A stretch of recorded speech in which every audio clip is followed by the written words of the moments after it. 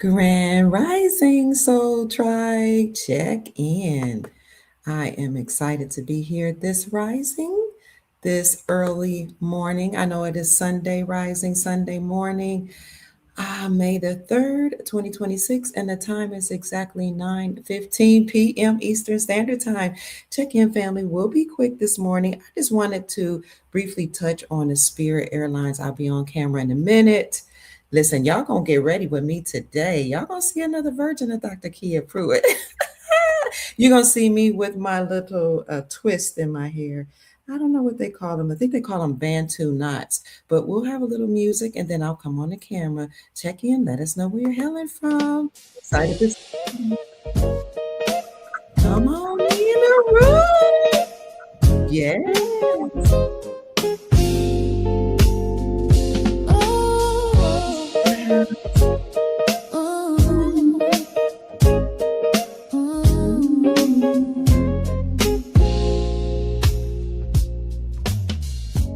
Dr. Kia shining wisdom's light, teaching soul tribe how to see through the morning. Ancient scriptures and bloodlines she knows, spreading truth wherever she goes.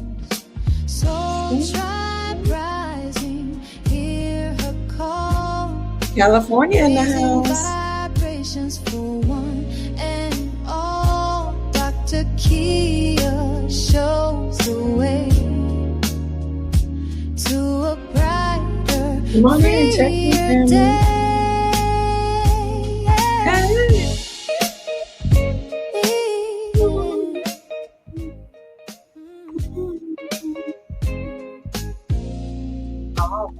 I'm not going to be on long this morning. Let me come on the camera.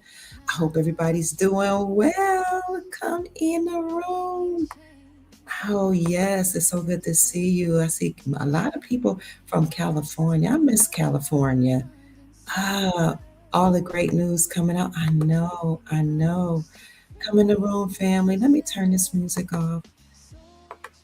So I am in kind of like a vacation mode. I've been resting. I haven't had the grandchildren. They're with their parents. You know, I raised those babies from the time they were out the womb. Let me come on camera. So I told you, you get to see a new version of me this morning. Come on in, family. Come in the room. So I thought we would get ready together. So I did an old school hair routine where you know, some of you know this. If you have locks, you will do the 2-strand twist. Good morning. 2-strand twist, right? You twist them up and then do the Bantu knots, knot it up. Well, I'm taking it down this morning to do something old school. I didn't want to straighten out my hair. Grand Rising. Neither did I want to put any extensions in it. Let's see what it looks like. Oh, thank you. You said it looked beautiful, William. Thank you. Who was that? A.E. Williams said it still looks beautiful. Thank you.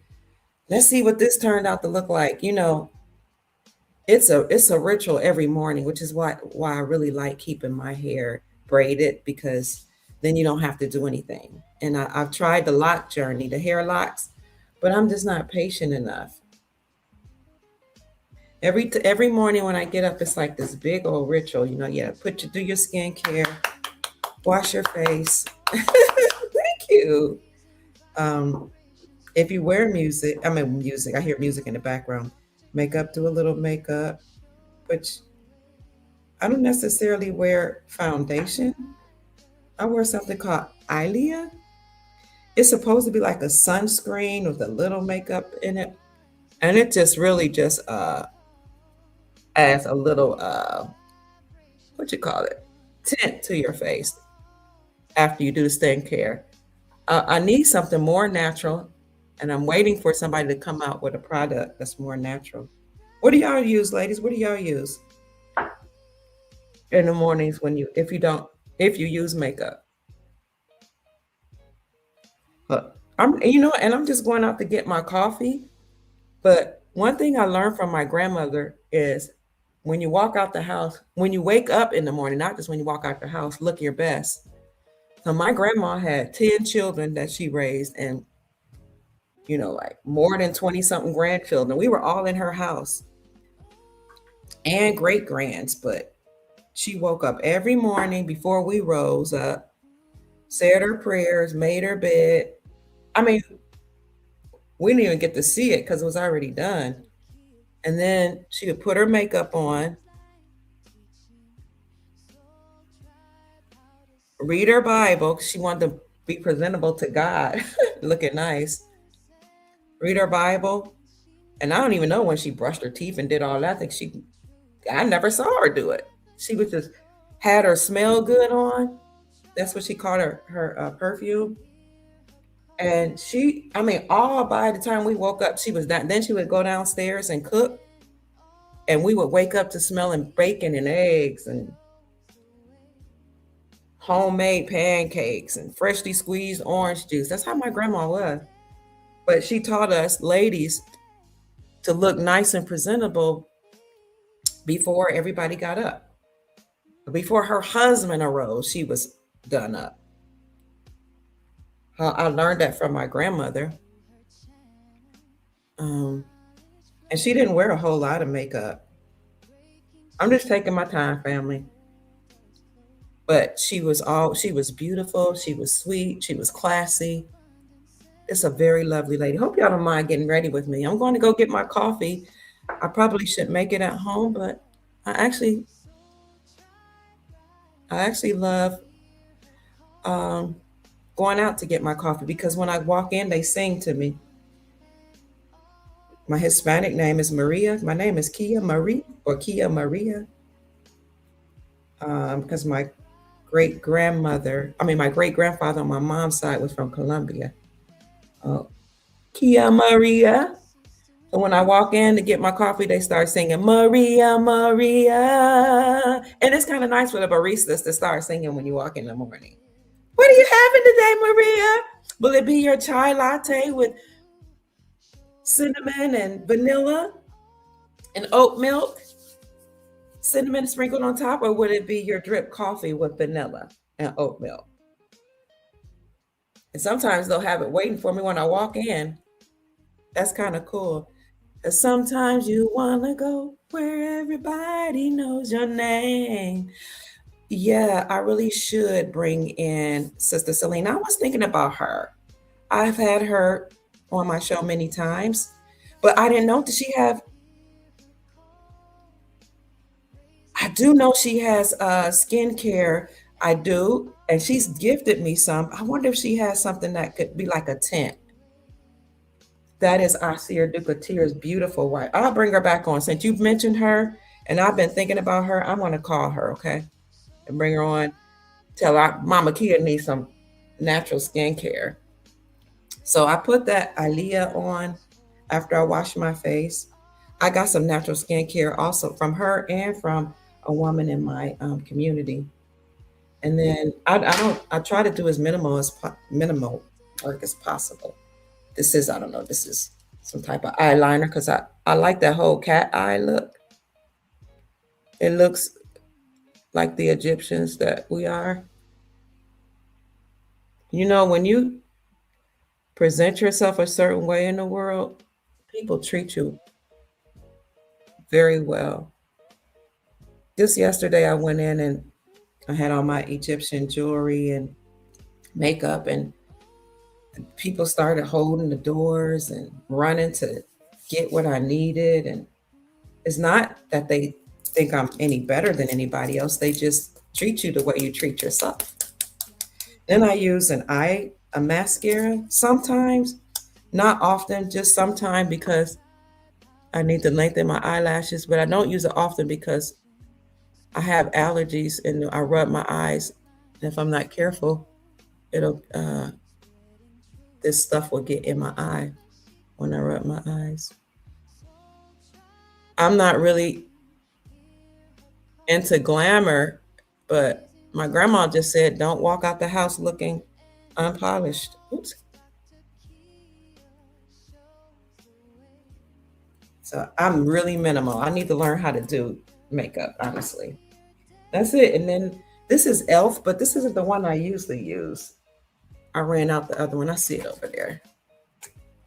Okay. And put a little bit on just to hold it in. Come on in the room, family. I'm just getting ready to go out and get my coffee and thought I would get ready with you all because people have been asking me, what do you think about Spirit Airline closing? Somebody said they were in Atlanta in the airport, and all of a sudden, yesterday, May 2nd, they just shut down the airline. And people were surprised because they didn't know it was, anything happening with the Spirit. I wasn't surprised. That's why I didn't report on it yesterday, because Spirit Airline actually had filed bankruptcy and they were having financial troubles for the last couple years. So I know people want to know the woo woo behind it. See, a gentleman that liked me, that was kind of courting me from Cuba, bought me this. He was a young thing too, 38. Mind your business. Mind your business. Salsa, my salsa dance teacher. Those salsa child, them Latin salsa dance teachers, you got to watch out for them. But he bought me this gift. And he bought me a beautiful white dress off the shoulder. That was so nice. Bless his heart. And some nice heels from Cuba. Very nice young man. But anyway, I'm just drying off my makeup. Mind your business. Yes, he was 38. Shh. Shh. When my children saw him taking me out and buying me gifts, they were like, okay, Mom, do your thing. That transitioned and all, but we didn't think you would go young like that. But anyway, I just said, mind your business. Mind your business. So back to the Spirit conversation. What are y'all saying? Makeup. Their King James Version book of Isaiah warns. What warn? Yeah, I remember growing up hearing that you shouldn't wear makeup, so I didn't. Once I got into the Pentecostal church, I didn't, but I like it. But back to Spirit. What's the woo-woo behind Spirit shutting down? Some could say that's the spirit of the deep state shutting down, that it happened overnight, that it's, what do you call it? It is coded messaging for their time is up. It did happen right after King Charles came. So there is some woo-woo behind it. Let me know what you think is behind Spirit shutting down. But I will tell you that I wasn't shocked because I saw that Spirit was having problems. I never was a big fan of Spirit Airline anyway. It's like a low-income airline. To me, they've had a lot of problems. I rode with them once and they canceled my flight a couple years ago. And then they wouldn't give me my money back. And I had to haggle with them to transfer to another flight. It was a nightmare. I didn't like it. But Spirit Airline has been having some financial problems for years. As a matter of fact, they were trying to merge with JetBlue. JetBlue is another airline. They're not the same, although JetBlue is a low-income place as well. If you see me looking over here, I have a mirror on the other side. Let's see how this turns out. These are Bantu knots. What I did was 2-strand twists. Twisted and with 2 strands, not 3-strand braids, but 2-strand twists. And while it was wet, I don't have my water bottle here, but while it was wet, and y'all remember old school Vaseline and bergamot hair grease? That's what my grandma used. I know some of this stuff probably isn't good for my hair. I use olive oil sometimes, but last night I used old school Blue Magic. It gives my hair shine, it conditions it, and I don't know what it does for anybody else's hair, but it makes my hair grow. The best thing for hair growth, though, for me is to braid it and leave it alone. Honestly, when I just braided my hair up and I wore it braided for 2 years, sometimes I would put some crochet hair on top of it. It grew it grew crazily. But, then you wash it in between and you make sure your scalp is clean and all that. It just grew, just leaving it alone. That's why people with locks, they as long as they keep their scalp clean, their hair grows. Also, taking MSM will make your hair grow. That's better than biotin. It's more natural. But back to Spirit. Sorry, family. Spirit was trying to merge with JetBlue 2 years ago, but the merger did not come through because Spirit had too many financial problems after the global pandemic. They couldn't afford to keep the airline open, and then now with the jet fuel crisis, they can't afford to buy the jet fuel. However, in 2024, Spirit actually tried to get a government bailout. People don't know that. But the Department of Justice denied them. So that happened under the Biden administration, and people are trying to blame Trump, but that happened in 2024. And I'll say under the fake Biden administration, because we know that Trump was still really the president. Ooh, that looks cute. I'm gonna tell y'all something else that happened in 2024 too. While Biden was the president, Trump came out and said that we're not going to be using outdated technology. And I'll show you the article in a minute. Okay. You see those curls? I did it on wet hair. Okay. So let me go back to Spirit. It could be coded messages for the spirit of the deep state. Thank you for the Cash App gift. Closing down, but there was a failed merger. The Department of Justice issued to block the merger between Spirit and JetBlue, arguing it could harm consumers and reduce competition. This was in 2024. I'm reading Google because, like I said, I wasn't shocked that they shut down. I knew that they had financial problems. They had financial instability since COVID-19, like I said. And then there was a failed rescue deal. Like I've been researching this, a potential $500 million federal bailout, which could have saved the carrier, failed to materialize. But why did the Department of Justice shut them down? Well, for one, a lot of these companies were getting bailouts all the time, and people just didn't know it. But there's no federal government to bail them out anymore. The federal government doesn't exist anymore. This is why we're under a partial government shutdown, family. Because the government doesn't exist. Come on, check in, family. The government is gone. So you're going to see more than JetBlue. This one didn't get dry all the way. You're going to see more than JetBlue collapse. I mean, more than a Spirit collapse. But Spirit had to be the first. And I'm sure there was some woo-woo behind it or coded messages. I'm sure that's a ritual. But there are a lot of flights that are grounded right now and being canceled. Have you asked yourself why? Yes, because there's a jet fuel crisis. But also those airplanes, that's outdated old technology.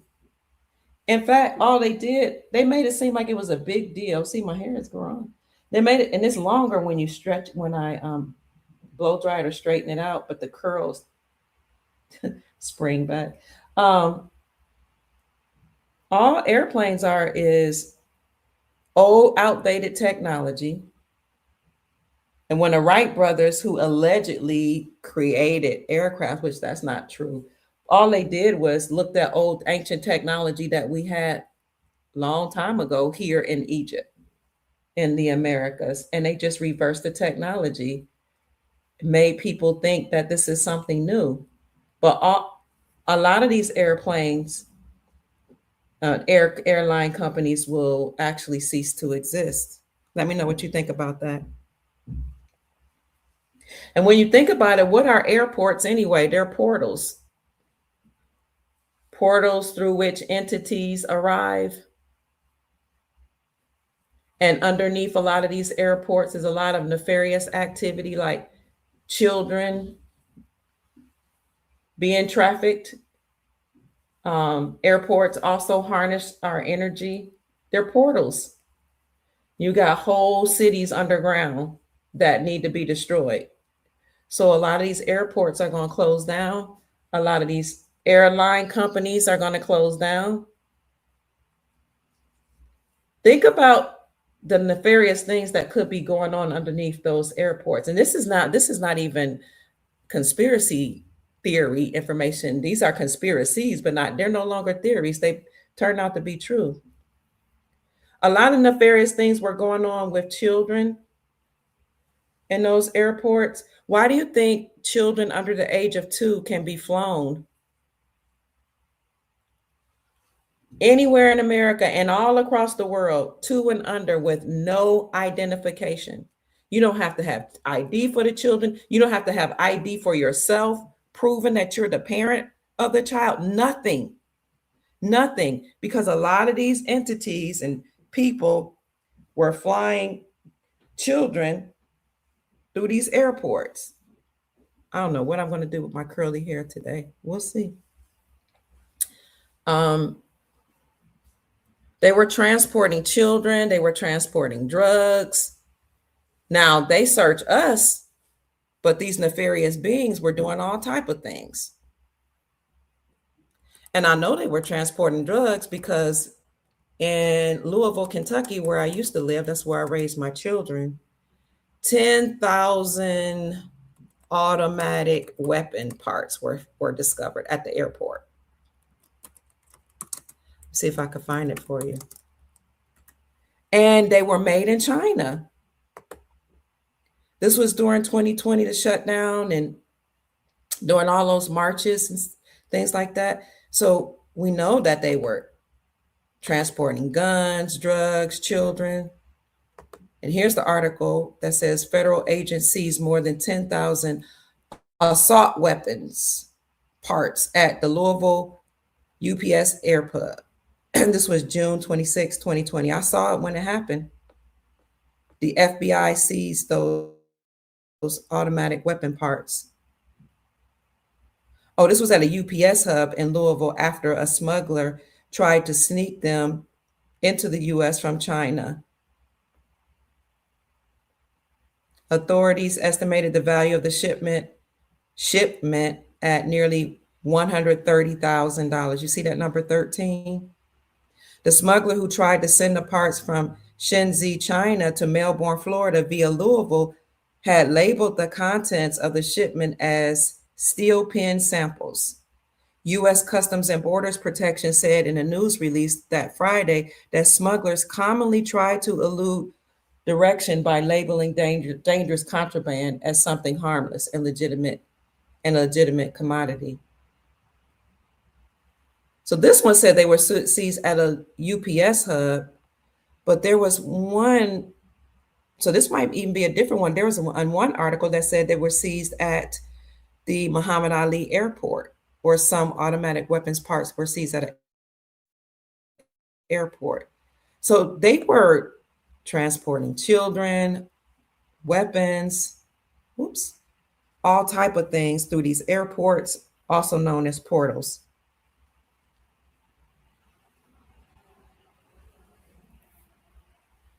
So don't be surprised if a lot of companies, airlines actually cease to exist. Lord, child, I don't know what I'm gonna do with this. I forgot. Don't be surprised.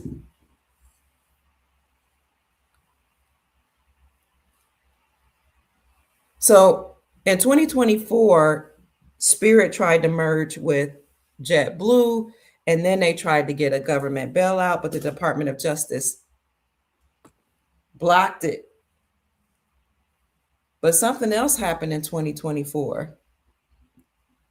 Let's see if I can smooth the edges down. I don't know what I'm gonna do with this. In 2024, President Trump said that he was going to have Freedom Cities and Flying Cars.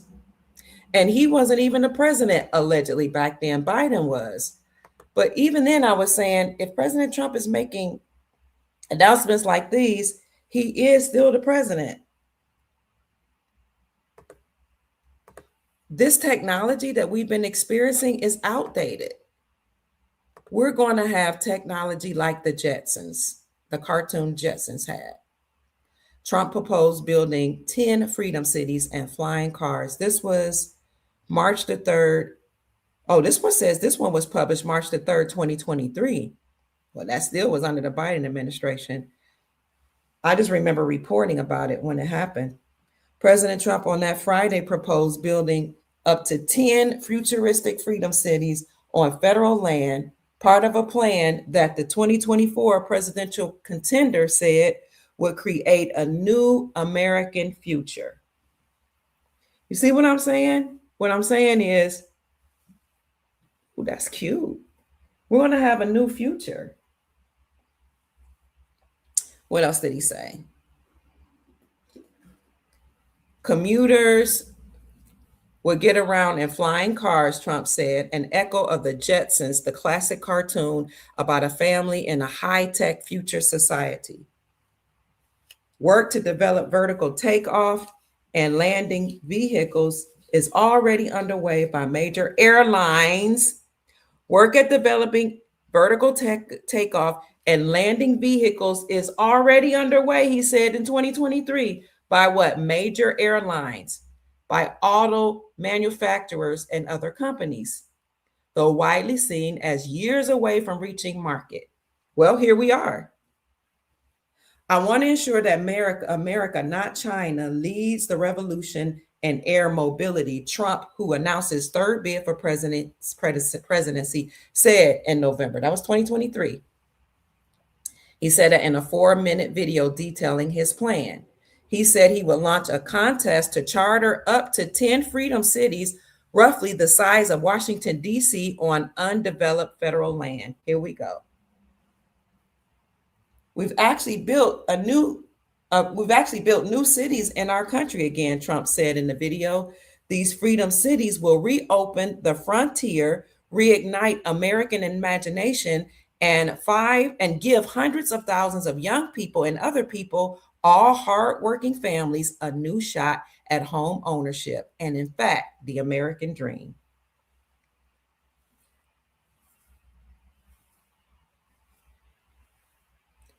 He wasn't really giving too many details. You see, they say he was light on the details.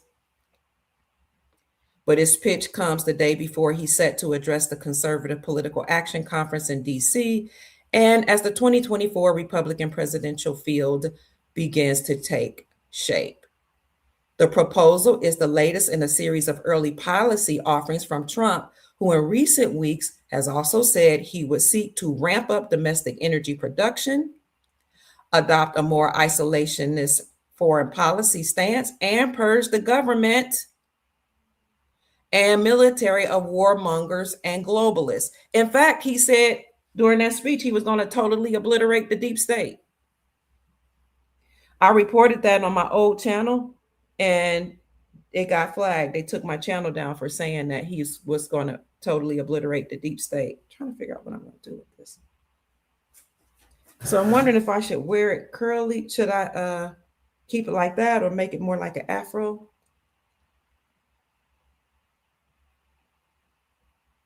He said it was going to undo a Biden executive order that would require government agencies to submit annual public plans aimed at promoting equity.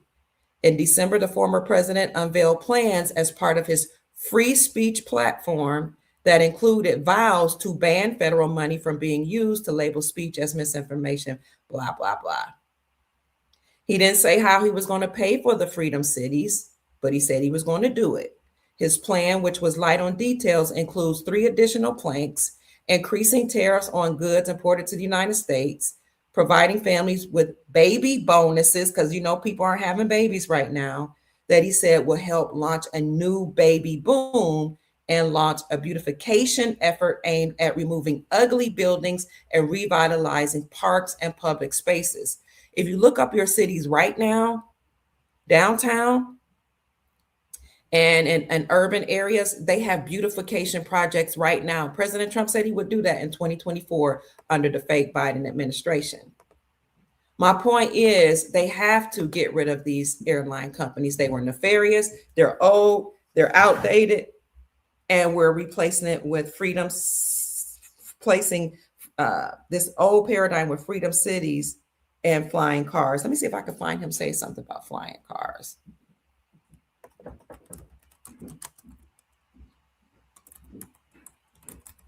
Because that one didn't talk about it. Well, they said they were getting ready for it anyway at the airports. Oh, here's a new, I think this is another article. It's a new reality, family. That was a CNN article. Now let me show you this one. Thank you for the Cash App gifts. Look. Flying cars and supersonic flights. Trump turns on boosters for a new age technology. President Donald Trump's newest executive orders aim to speed development of aviation technology, including high-speed flights and flying cars. He's been saying that for years. I could put that in the chat for you. I'll put it in the description section. So what do you guys think about that? You ladies and gentlemen, what do you think about this? Good morning. Spirit Airline completely shut down. They've been having financial problems. That's what happened. They couldn't merge with JetBlue, and the Department of Justice prevented them from getting a government bailout.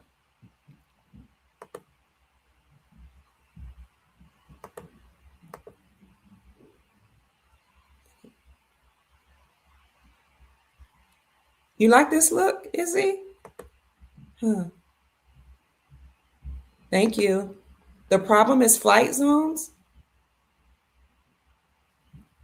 Right. Vacant properties are all over the land, and homeless is the proof of the maliciousness that they did to our people. Yeah. Let me tell you what they've been doing. I was going to show you all, but I didn't want to get people upset. What? Reese, I'm not flagging your... I'll tell you what I was getting ready to say. Reese says she's flagging all my comments. I'm telling y'all the truth behind the scenes. It's not Trump. It's the truth, de jure land government, the people. Reese, I don't know who you're saying is flagging your comments. I don't know you. I just now saw your comment. Nobody's flagging your comments. I'm show people daily how to properly become a true American and get your inheritance. Don't fall for the BS American bin, blah, blah, blah. Okay, yeah. So I don't know what she's talking about, but thank you. So what they were doing, family, is flagging. I'm trying to reach out to you. Oh, you have? Well, thank you, Reese. You can send me an email to kiapruitt@gmail.com.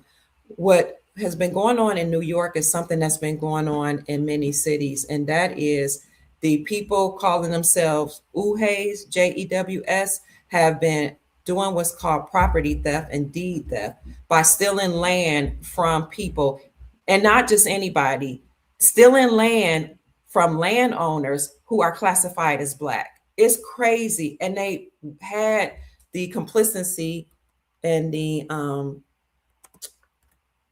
complicity of the courts. The courts was helping them to do it. They were just going around taking people classified as Black home, indigenous people. I'm not making it up either. It hurt my heart. I did report on it because I was like, people get tired of hearing about race, and some people just don't believe that these things are happening. But now people that have been fighting for 10, 20, 30 years are taken to the streets in New York and other places saying we're tired of having our home stolen. And it's not just by anybody, it's by people classified as JEWS. Wild. Look, you can look it up. And these people, business owners who are not us, claiming to be us, that's why they wear the Jew locks. You know, they may have some of our blood in them, but they've been getting court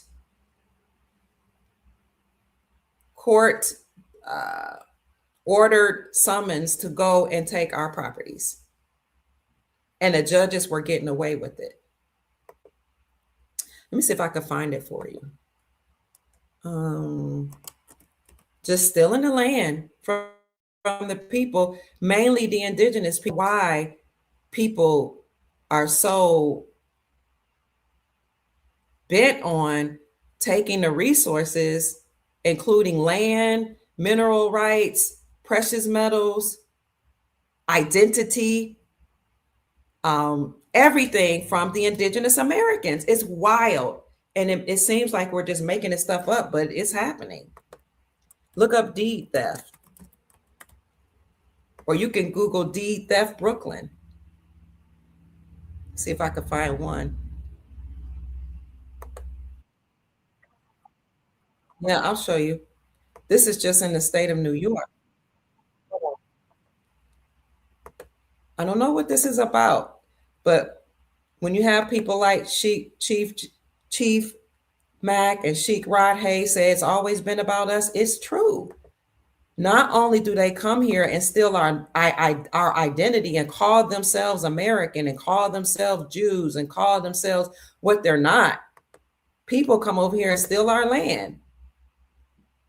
Somebody brought it up, that's why I mentioned it. So let me show you what this is talking about right here. Over 3,500 cases of deed theft, not in the West Bank, in Brooklyn. People are tricked into losing equity and ownership of their own houses. This shit is happening in broad daylight. These guys are trying to scam my boy out his property. Look. We can do inspection of the house. Ain't no inspection. You don't own the house. Get a court order. Get court order. No. Deed theft to the New York Attorney General's office has more than tripled over the last few years. It's essentially when someone steals your house, often by forging the deed. Saying you bought this house and has the paperwork to prove it. Yet he's locked out and fighting in court for access while the district attorney investigates. Says a woman who'd been living in the house refused to leave. That same woman somehow took over the deed. I was shocked. How could this be possible? Because only their owner are supposed to sell the house. So this one is an Asian guy. Rachel Cyprian was shaking mad as she spoke with us outside the governor's office about the devastating impact of her 15-year fight to reclaim ownership of her Brooklyn home following deed theft. It leads to homelessness. It leads to depression. It leads to all sorts of failures. Frequently, the targets are seniors and communities of color. What do we want? Frequently, the targets are seniors and people of from communities of color. Mostly people classified as Black. When do we want it? Now! Over 3,500. So this is a problem that's been happening in America, not with just the JEWES stealing the land through deed theft, but the government and judges allowing people from all over the world to come here and take our land. In addition to deed theft, you have something, I can't think of the name of it. It's something embedded in the deeds that says you cannot sell the land to Black people. It's supposedly illegal, but it's still on the books today. And the only way you can get around it is you have to go through a whole complicated process through the courts. I know this because I took real estate law when I was a couple times in 2014 and then in 2022 when I was studying to become a real estate agent because my son is a broker. He's the one who told me about the law. So they were allowed through deed theft and can't remember what it's called, where you're not supposed to sell the land to Black folks. The land that they stole from us, then put the deed in their names and won't allow us to have back. But all this is changing. That's why birthright citizenship is in question right now. And this is why we need to put our properties in a trust. I agree. Hey, Chief Mac. It's good to see you.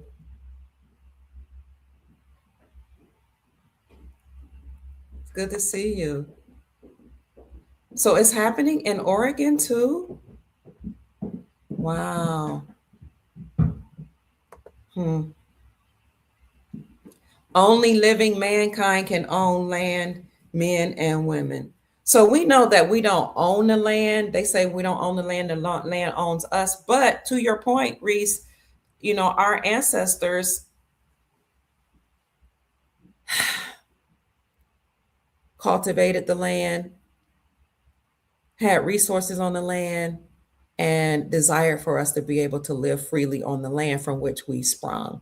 And everybody has some land rights or birthrights according to law. It's just that the right comes from the place from which you originated. So birthright citizenship is in question right now because you have a lot of people here that are claiming to be American that are not. The 1828 Webster's definition for American is the copper-colored races encountered by Europeans, but now applied to Europeans. Now applied means that the government allowed them to call themselves American when they're not. And other people got citizenship thinking that they're Americans and they call themselves legal Americans, but what's legal is not lawful. Being a legal American, you're not a legal American. You might be a legal United States citizen, but a citizen is a slave or property of the corporation called United States Incorporated. I'm trying to figure out what I'm gonna do here. So I'm thinking about poofing this out into a bigger afro. So what I have here is a pick. And so I'm gonna pick the roots. Just doing something different today with my own natural hair. Let's see. Pick the roots. It kind of looked a little bit like the roller sets from back in the day. In order to slick down the edges, I have this Shine and Jam. I know I'm using a lot of hair products. I need something natural, but this is what I'm going with today. Otherwise, I was going to wear my Make America Great hat again if my hair didn't turn out right, or tie it down in a scarf. Women, the things we go through, or put it in a ponytail.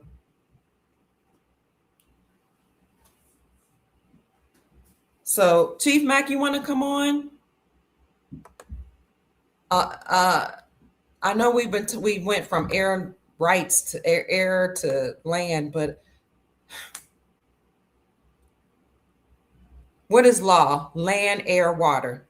We've got to do something to take control, so to speak, of what's been happening on the land, in the air, and with the water. So no, land doesn't belong to anybody, but if you keep allowing people to come to America and take the resources and live on top of the original people, then the original people will end up homeless. And that's not what we want here on our lands.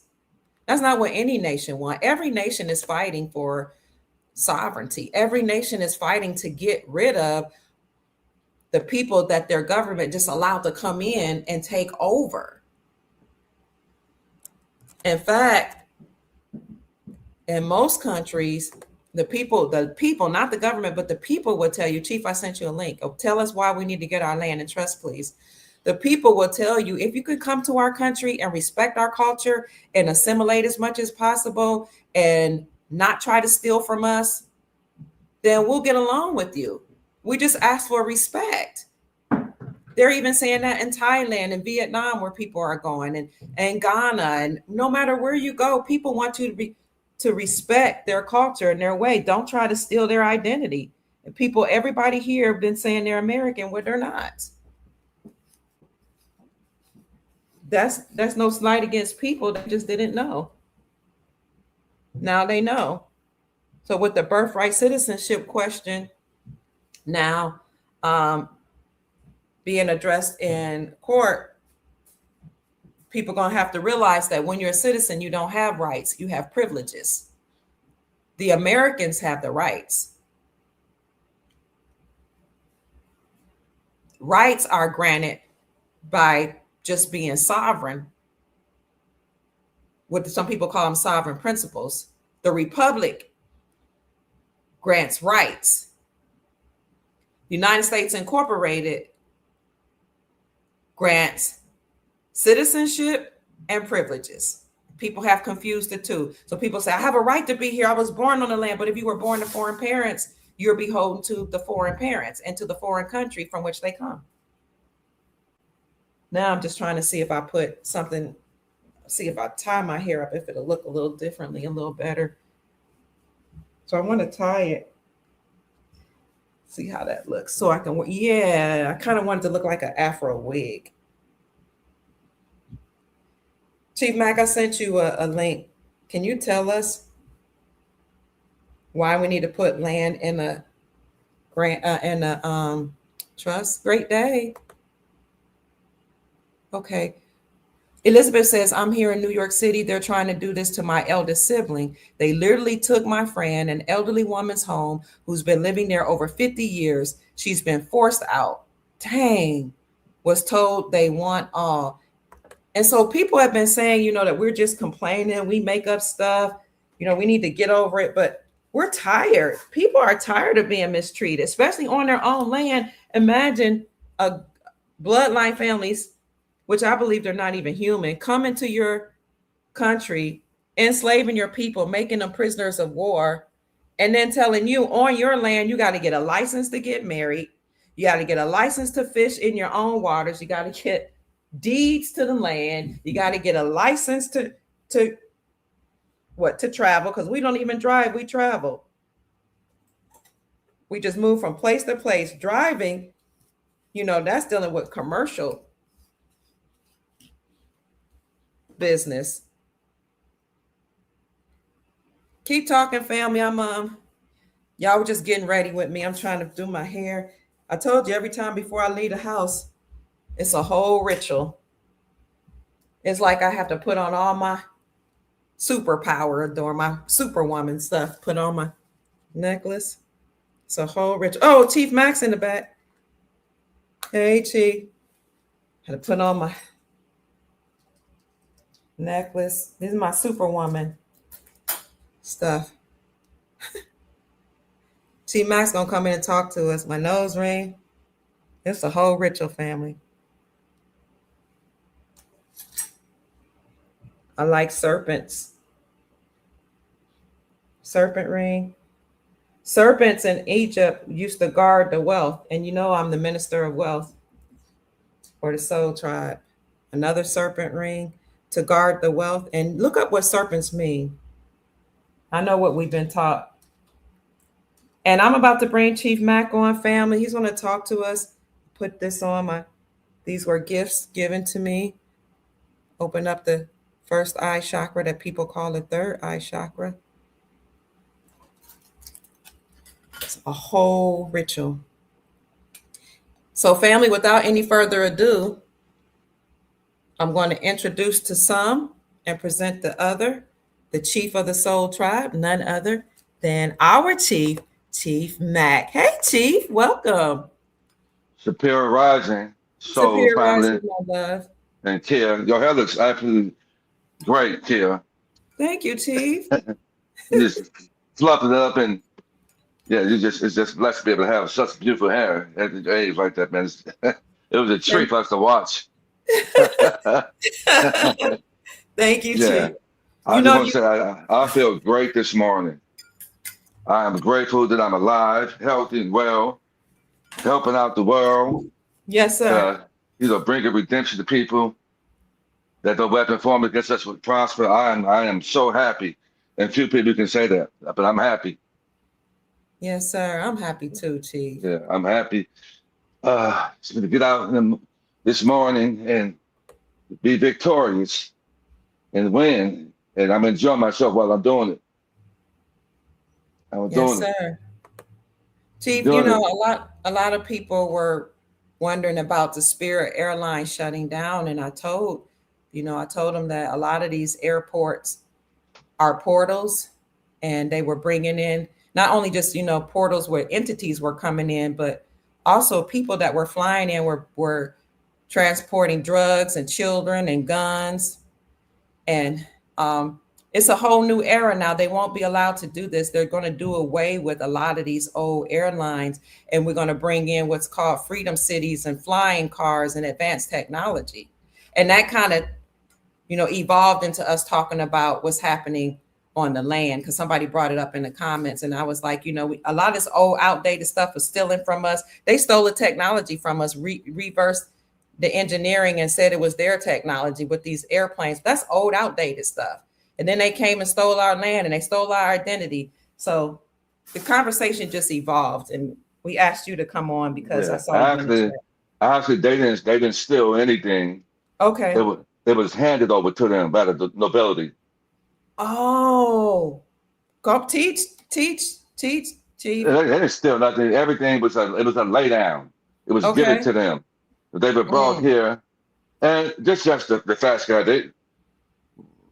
We are saying now with the information of Rod Hayes, Bubba Bay, Dr. Hill, myself, and other people Old teaching toothbrush. about the black nobility, the hidden hand that's behind it all. And you talk about the black Moors, which produced the boule. So these are melanated beings These are melanated beings. These are really what you call your original Europeans were melanated.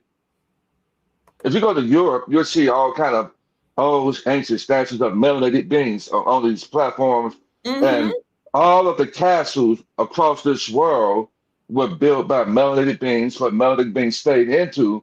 And it wasn't recent until the past maybe 300 years or so where these people, YT people, were placed inside these castles, but they didn't build the castles. Their families are not the original bloodline families of the 90% in Russia. The original people in Russia were melanated. That Hitler was melanated. Now we're depicting all of this right now. All of this right now. So, and when they say they brought us here on slave ships, that never happened. So if anybody's stuck in it, that never happened. And in fact, the people who were brought here on slave ships were named Slavics. And that's where they get the words, that's where the word slave derived from. So these people were brought here, and that's when all of these, what we call so-called whitewashing happened. But who brought them here? Who brought these people here? Good question. Brother Reese said we were enslaved by our own people, but they're not our people. These were not our people that enslaved us. Now, some of our people joined the Boule and they in a secret society, but these melanated beings that were Moors that came from North Africa and Europe, they're not us. They're not. We're different, have different phenotypes. We're different people, and many of them are actually children of fallen angels. I'm sorry. Yeah. No, this is good. That's not, you can always, we can double dutch to go in and out, but now we did mix in with some of them. We mixed in with some of them, and that's why you have the few that's going back and forth between us, and we can be family or even us as indigenous people of the land. But while we are at each other, at odds with each other more than any other race of people, it's we are the enemies. But guys, I am going to when you watch the movie called an old production, one of the biggest production done in America called Green Pastures. Y'all need to watch that. It is a powerful production movie that you watch. When you have the understanding that we have, and you watch that movie, it's going to tell you the truth about who y'all savior, so-called savior, never existed, because they never said his name in this movie.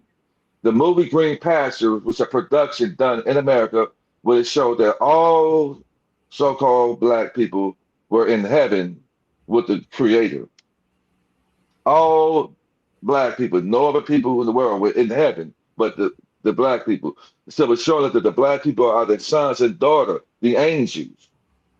They also showed a little black boy on the cloud floating, and he said, Oz an Indian in the movie. Because we knew that back then, back in 1936. We knew that. And then they showed you who Pharaoh was, and Pharaoh was a Moor. Pharaoh was a Moor, melanated man. And the Pharaoh is just an allegorical name. It's just but it's when I saw that with the understanding that I have, I said, wow. So when the creator said, let my people go, he was telling a black Moor to let his people go because he was the Pharaoh. Pharaoh just means that the enemy of my people, Pharaoh. This is an allegorical name. When I watched the movie, he had a red hat on with a tassel and a moon, crescent moon and a star with that hat on, and had the people. The show, it's a powerful movie. Powerful. And it showed that the angel that was next to the Most High, which is a so-called a black man, so-called black man, was Gabriel. And they never said anything about Jesus in that movie at all, period. Mm. All of this Jesus stuff is new. They never said anything about if Jesus existed or was the son of the Most High, why did they not say his name in this movie almost 100 years ago? Why? So you got to pay attention to stuff like this. So the true Americans, you can't be a true American unless you're melanated. To be honest, come on now. But the people were brought here on this, and the slave ship is just made up. But they got that in Deuteronomy, in the Made Bible, up. Deuteronomy, talk about we were brought here on slave ships, and that's something. Get that out of our mind because we never came. We are simply POWs, prisoners of war. And this is why so many of us are in the prison system right now, because we are at war. It's war against the indigenous people. Yes, It's sir. war. So how if they didn't have over 80 to 90% of our melanated men and women in the prison system, then it wouldn't be no room for the other nations to come over here. Mm. So when they got about 80 to 90% of the indigenous men and women in the prison system, that's how they make room to continue to bring the other nations over here for infiltration. Then they funnel their money through our states to get food stamps, public Mm. housing, and everything. They make room for them by putting us in the prison system. And I realized nobody said that, but I never thought about it. I said, wait a minute. So they're able to funnel money to them because when you put over 80 to 90% of the indigenous brothers and sisters in prison, guess what? Did you make money for the whole world? Because Mm. they're pulling money out of the indigenous brothers and sisters of state when they put them in these prison systems. Then they got them doing free labor. So it is a beautiful business for the powers to be because it's making money for everybody. And then these people know this stuff. They know it, but they don't care because they're living good. But that's about the Right. end. They're living good. So I know it may be painful for certain people to hear this, but it's just the truth. And we don't like it. We're at the bottom, but we're not going to be at the bottom for much longer at all. And all of this technology didn't know YT, man, create no electric cars and none of that stuff. No. Nobody, you're not creators at all. They You're can't. not. They're a new race. They can't even be creators. They're a new race. No, with the electric cars and over 90+% of the inventions that are in America were created by indigenous melanated men and women. And this is why we have to re-educate and reteach. And this is why I'm proud of my people. I'm proud of my culture, especially with all the information that I have in my head and what I know. Mm. I operate. If anybody think anything different about me, he's second because I'm a righteous man. I know too much. I know that I can't be low down and wicked to my brother and sister because it's going to come back on me, and not only me, but my bloodline. I Mhm. know I'm here to break those generational curses off of our family through high vibrational living, and that's the only way you can do it. But I know too much to be anything but high vibrational because it's the overflow that's happening in my life. And I want to break these generational curses off our family. We have to re-educate our people because a lot of our young people think that we were slaves. They believe Mhm. Black history. Black history is no longer going to be in existence. And this is why so-called Jesse Jackson, so-called happened to die. He could have so-called died in any other month, but why was it in February?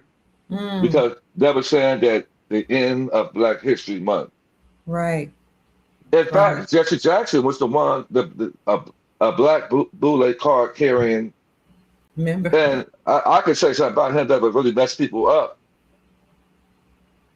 This world is so wicked, man, with deception, man.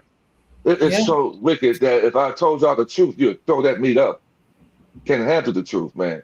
So I have to just water the truth that I know down. I have to water it down. If I said the truth about what type of world we in, did you know ain't no hell you're going to when you in it already? And I Somebody know, said, go ahead. go ahead. Somebody said what? Somebody said in the comments that they heard that Jesus and the Bible and Satan were one and the Lucifer were one and the same. You said that as well. You know, I've just to been saying talk about. Yeah, I've been found that out years ago. Now Years people are ago. starting to do their own research. People are scared to do research because they're scared to find out the truth. They don't Mm, want to do it. mm. The truth will set you free, but when you're indoctrinated, you're scared. The average religious person don't want to read any other books or nothing because they're scared to find out the truth. But when you have built your foundation on a lie, the truth is scary. People who have built a lifestyle off of the lie, off of the line. Oh, speaking of lies, Chief, I tried to put up a video that said Hitler was black, and I showed the real picture, but YouTube flagged it, and they said it was hate. It was hate speech to say Hitler was black. They don't want the truth to be out, so I just took it down. I got that on my Facebook page with Okay. Hitler, and I'll try to put that on my YouTube page for people to see that the original Hitler was melanated. It was And so what they melanated. did, they have taken all of our like a swastika sign, Mm-hmm. they turned it inside out, like the Confederate flag was our flag, the Confederate flag. Mm-hmm. And they put that, make you think that it's a so-called white flag, it's racist. But it's a lot of re-education that we have to do with our people. Because Because the the education, Holocaust, like you said, yeah, even the Holocaust, it didn't happen. At least not like they said. At thank least. you, thank you, thank you, thank you. Y'all remember how about 20, 30 years ago, they should show so-called over in Israel. I mean, people poor, and can't you send a donation to help them out? Hmm. And those are crisis actors. Wow. They show a little boy with flies flying on his lip. They put some fake dirt in his face, and he looking sad. His face turned sideways. They play some violin music in the background. Can you Mm. be God's children? You'll be blessed. Can you send a promise for 6 months that you'll send $39.99 to feed the children? Look at it. They have a music playing in the background. And my mom watching that and sending bill money, light and gas money to these people. Next thing you Yeah. know, the lights are off. My dad like, what the hell, Tony? Because she sent $40 for light and gas money over to these people because television is pulling the heartstrings of the indigenous people. Mm-hmm. You know, and I'm glad I woke up out of that. You know, you ask the people for money who don't even have it. But then you pull their heartstrings, say if you give it, then you'll be blessed 10 times more. You know, and they had our own people lying to our people because, you know, if he got the ability to get free money without paying taxes, that was an incentive to continue to lie to people. You know, and you know, I'm glad I woke up out of that. But we need to put our properties, our affairs in trust. Okay. Talk about that. And Yes. this is why they have been able to, they have been allowed to steal from us, take from us, and con us out of our, because we didn't have things in trust. A lot of things we talk about eminent domain, when they were able to steal our land. So much land and property in the South was stolen from us because of this. Mm-hmm. They raised the property taxes up in our areas, and then you know then they raised up, and we can't afford to pay it. They raised the property. You know everything is higher in the indigenous area. We pay more for gas. We pay more for cheap food. We pay more for everything, and we get paid the least out of any other race of people. And the sickening thing about it is that when you put us on top of each other and pack us together, and we don't have money, we don't have a means to live a righteous life with an overflow, we become dangerous to each other. Then they came out in the 80s and playing this That's so-called true. gangster music, saying F the police and showing us killing each other over drugs and robbing each other. And that's sorcery for our young men and women to see that and thinking that's how we supposed to act with each other. And all the other nations stood by on the backside and they're saying, y'all stop killing each other. Y'all love each other. They sat back there and they watch our demise, us kill each other and be wicked toward each other. They watch us on these social media platforms be derogatory to us and be hateful to each other. And that brings joy to their heart. That's why I refuse to be that way toward my people.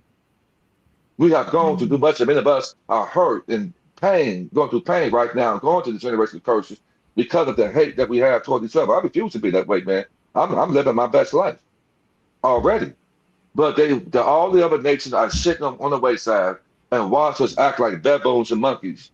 And many people that still act that way, you're part of the problem why we are looked at like that. You think that you're trying to shame your brother and sister or allow them to cause chaos like that, and this makes the other nation saying, yes, yes. As long as they continue to do that right there, we will be victorious over them. And I refuse to be that way. I would not tell a lie on anybody. It's not worth it. I'm trying. I'm one of the people that's trying to put a stop to that type of behavior because we can be robbed and stolen from and stolen from our states to live their best life.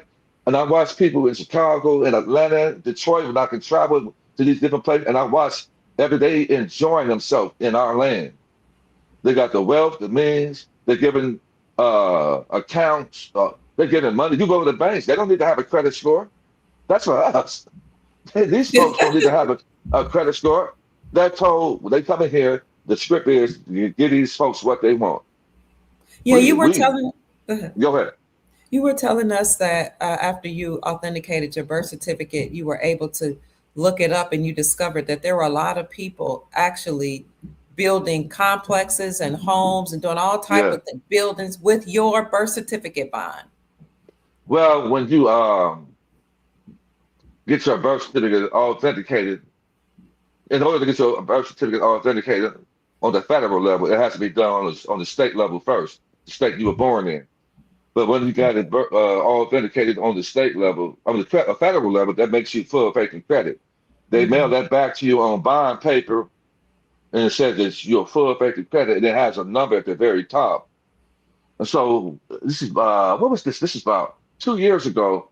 They were saying you take a series of numbers and you put those numbers in front and add it to the numbers that you got.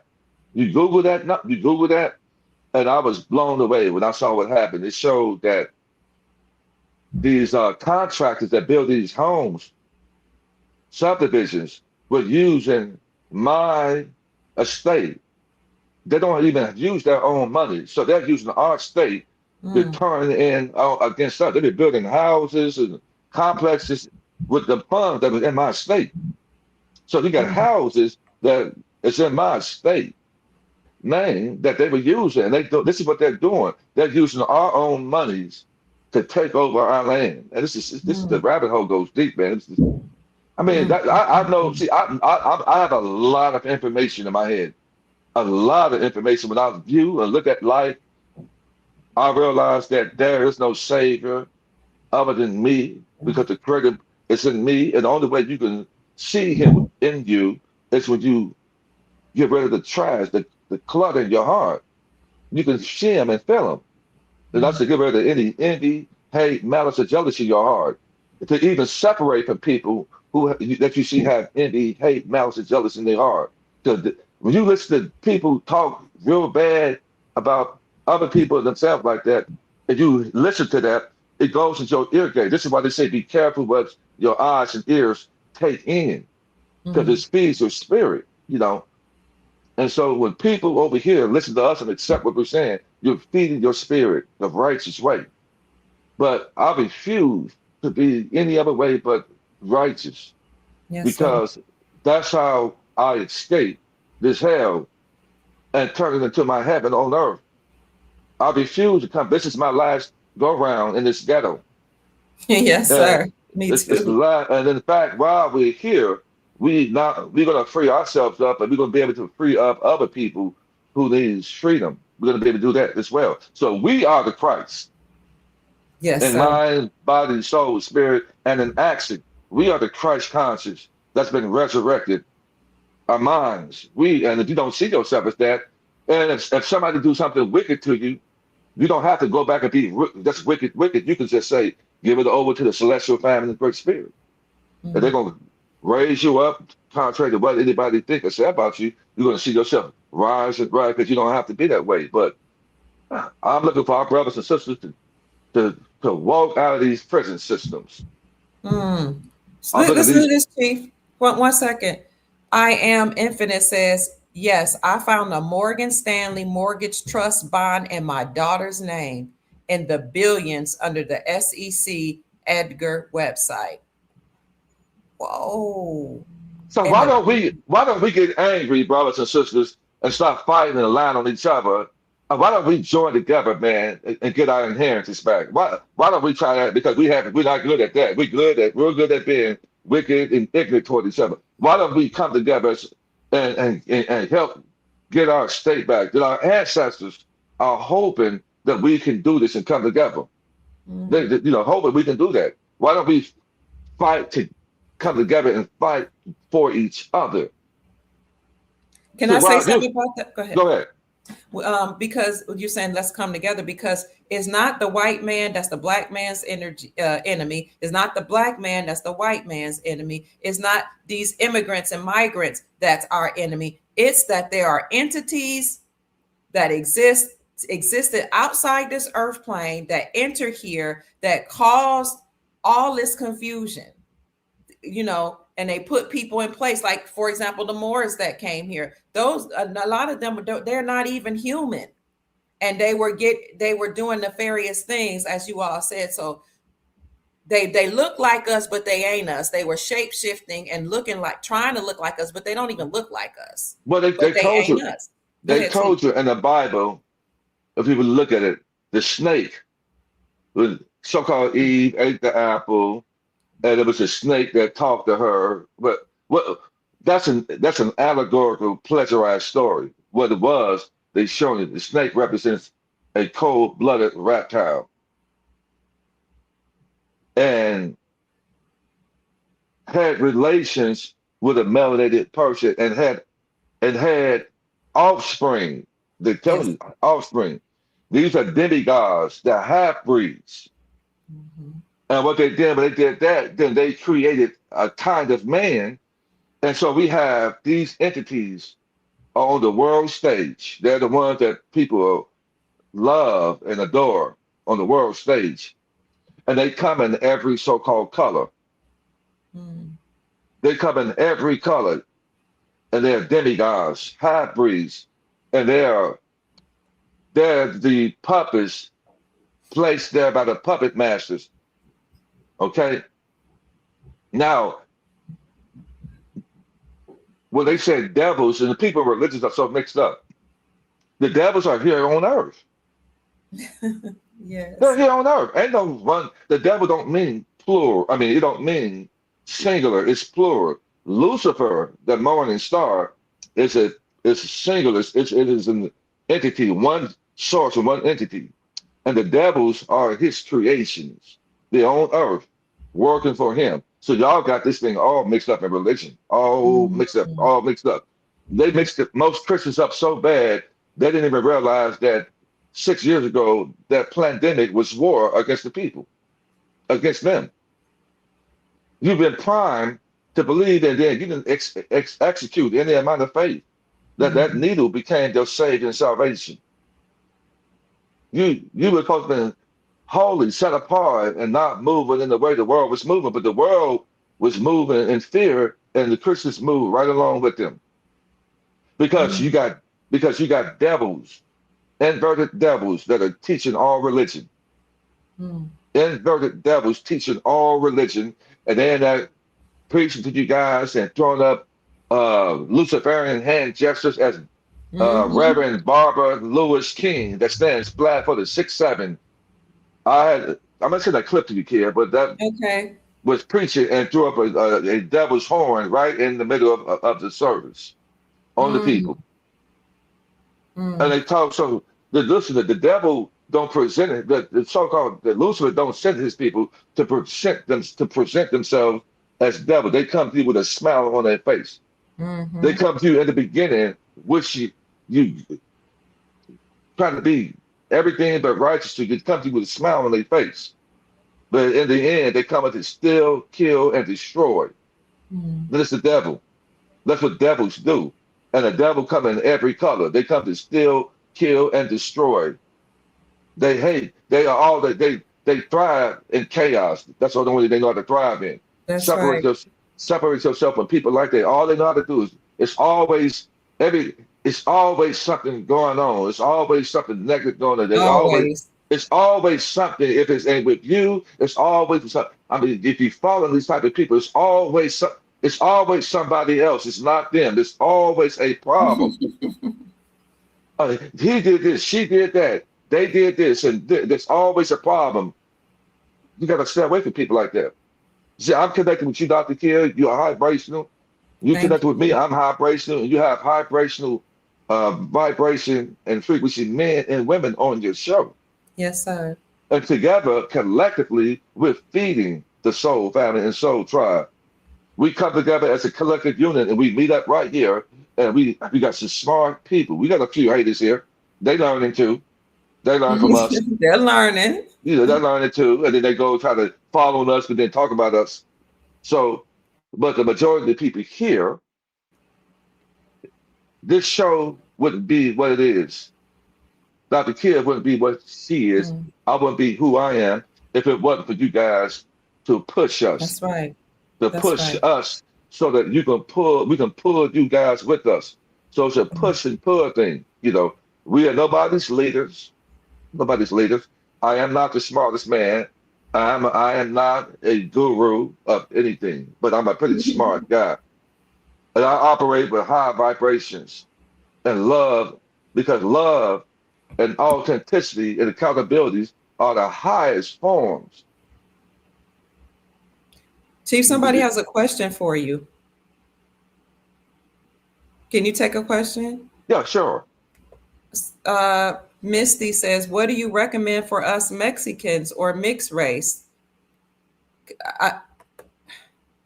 I'm not sure if she means Misty says she's mixed rate. When you say mixed rate, I mean, I don't know. You talking about so-called half black and Mexican? I mean, what are you saying? I don't know. Or she said Mexican too. Mexicans are actually, in terms of the land mass, Mexico is part of America. Isn't that correct? Well, here's the North thing. America? The real so-called Mexicans are melanated. Yeah. They don't want to show them.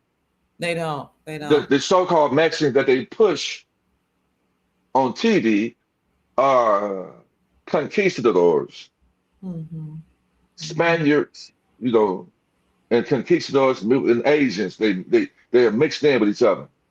And this is why, for a long time, before I do the backstory behind why, I said, why do Mexicans and the Asians look alike? Because they are the same people, guys. They're the same people, yeah. They're the same people.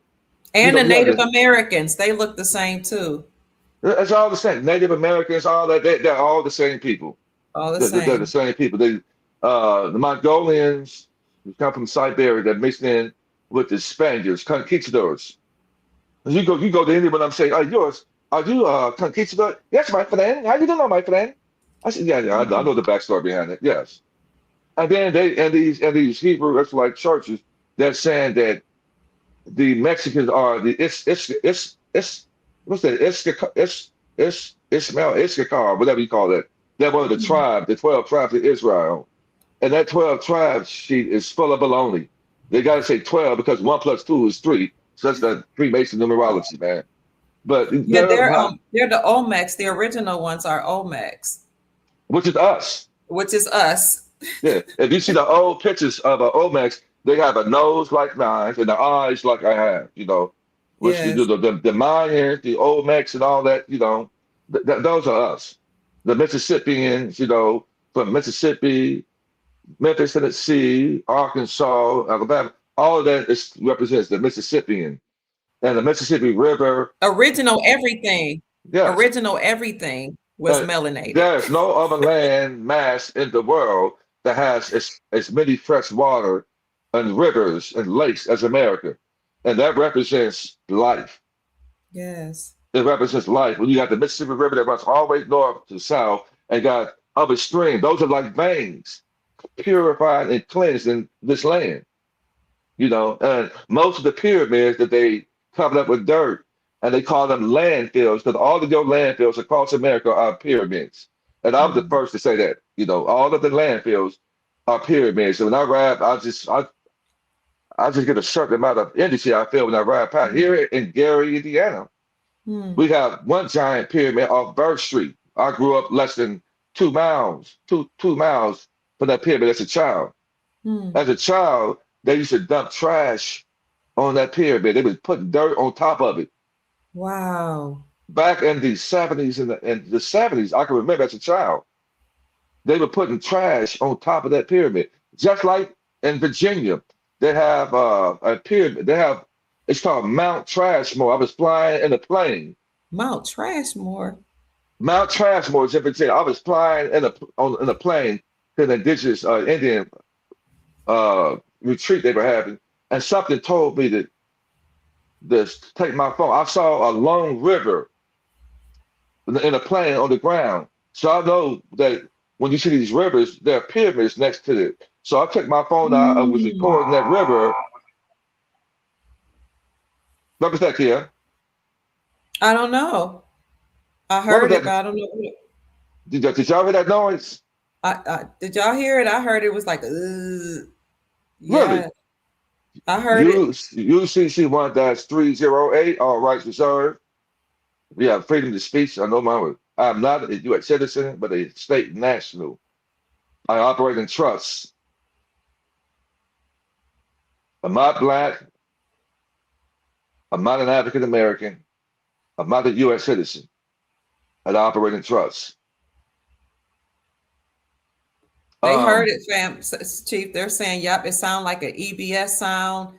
They're also that people are saying they heard that sound. That's crazy, guys. We put in work, guys. That's why we got to come together. We have to come together and fight for each other. We live in a wicked world ran by. Listen, this thing is beyond black and white. Because black and white don't have anything to do with the color. This thing is, hey, we're gonna have to come together and put our sleeves up and fight together, man. I'm telling y'all. We got y'all see black and white. You see each other trying to thrive and be, but it's beyond that. You see each other, but the enemy at hand, you don't see. I see it. The enemy at hand that you can't see, you only fight against what you can see. And it's sad that we are not fighting against flesh and blood, guys. It's sad that. We got entities that can walk through your walls and follow you around. And when you operate with lower vibration, then you wonder why people are being demonically possessed and people at nighttime are being bashed and jumping around and moving around by these entities. But what is it about this information they don't want out? Because every people in the comments are saying they don't want this information out there, flagging the message. Because it's gonna cause people to think and cause people to stop operating with lower vibrations and come together. And they don't want that because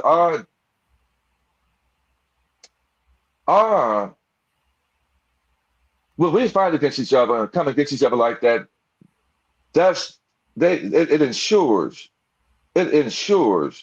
that they're going to be prosperous over us.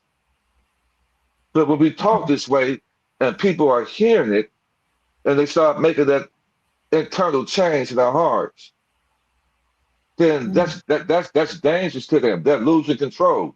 And it's happening. It's happening. It's happening right now. They'll use people who operate with lower vibrations to try to come against you. But as long as we keep each other prayed up, lifted, we operate with high vibration, no weapon formed against you, it's not going to prosper. But they don't want this information out there. You know, they don't want, we giving people life with true history, true words of high vibration. They don't want that at all, guys. So we're putting a dent. We're putting a dent in this beast system. That's why it's so important for us to operate this way. And what you're doing here, putting out information like that, you got more people that appreciate us than people that don't. Yes, and that'll always be. You're gonna always have those small few who haven't found the masterpiece in them because they operate with lower vibration and frequencies, and that's to happen hate, envy, malice, and jealousy in your heart. I'm so happy and glad that that's not me. Yes, I'm so glad that I found the masterpiece in me that I don't have to go on other people's platforms and be envious and mad and jealous at them. If anybody does that, it's because they're empty and void inside. Mm. They Somebody always said, point. Go ahead. somebody said the video stops playing or there are lots of interruptions on the video. Wow. And it stops playing. It's buffering. I didn't know that. Go We ahead. giving it to them. Mm. Earth is a prison planet, brothers and sisters. Mm. Earth is a prison planet. And we are down here with all of these entities that they said went to hell. Earth is that hell. So they've been sent. If they were sent to Earth and we're down here with them, where do you think we are? We're down here with these, what you guys call demons. Demon is just a disembodied spirit. Okay. Demons are souls that once walked the earth, that lost that meat suit, and they're walking this earth in their spirit form. And to you, let me stop, Chief. May I interject? And you taught me, and this is something you and I are going to do a video on, the way a lot of these demons enter the body of these living beings is through drugs and alcohol. One of the ways. So we need to put down those things. We don't talk about that. Yes, I mean, this is why I've never done drugs. Mm-hmm. I've never done drugs. I'm proud to say that. I've never even smoked weed before. Mm-hmm. And even though weed was an indigenous thing, we was done hundreds of years ago, when we grew our own foods and plants and herbs. But I'm here to tell you guys that the weed that anybody smoking is laced. Absolutely. And you're going to be in trouble. I can't tell you about the amount of stories that I've heard people say they smoke weed, they laced it, and people have lost their minds. I know. That's true. They sensationalize this stuff by these so-called rappers, and these rappers are not even up there. Black Boule, they're agents, they're disinformation agents. When they smoking weed, and the people out here smoking weed, and they sensationalize that, and that weed that you're smoking is going to open you up to these disembodied spirits. And you see so many people are functioning, they're functioning, how can I say this word? When you say people are functioning drug addicts, you got people who are functioning possession people. They're possessed, but they're functional at the same time. Chief, I have a cousin who, Reese, I hear what you're saying. You're saying weed is not a drug, blah, blah, blah. But I shouldn't say blah, but the weed that's being produced now is laced. And I know this, Chief, is right.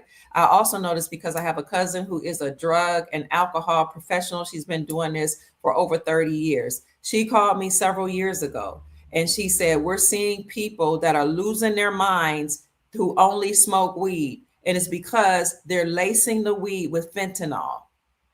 This is why the government took over the whole weed growing thing, not only to make money, because they were lacing it with fentanyl and other drugs. This is why President Trump told other nations that not only are we going to put tariffs on you, we're going to block you from sending fentanyl and other drugs into the country. Now, yes, the government was complicit in that before, but y'all have to stop trying to negate everything. Especially, I hear what you're saying, Reese. I know you have your own platform, you have your own motivation, you have you have a following, and you may be trying to draw people from this crowd over there. But I need you to stop trying to negate what the chief is saying because he's dropping knowledge.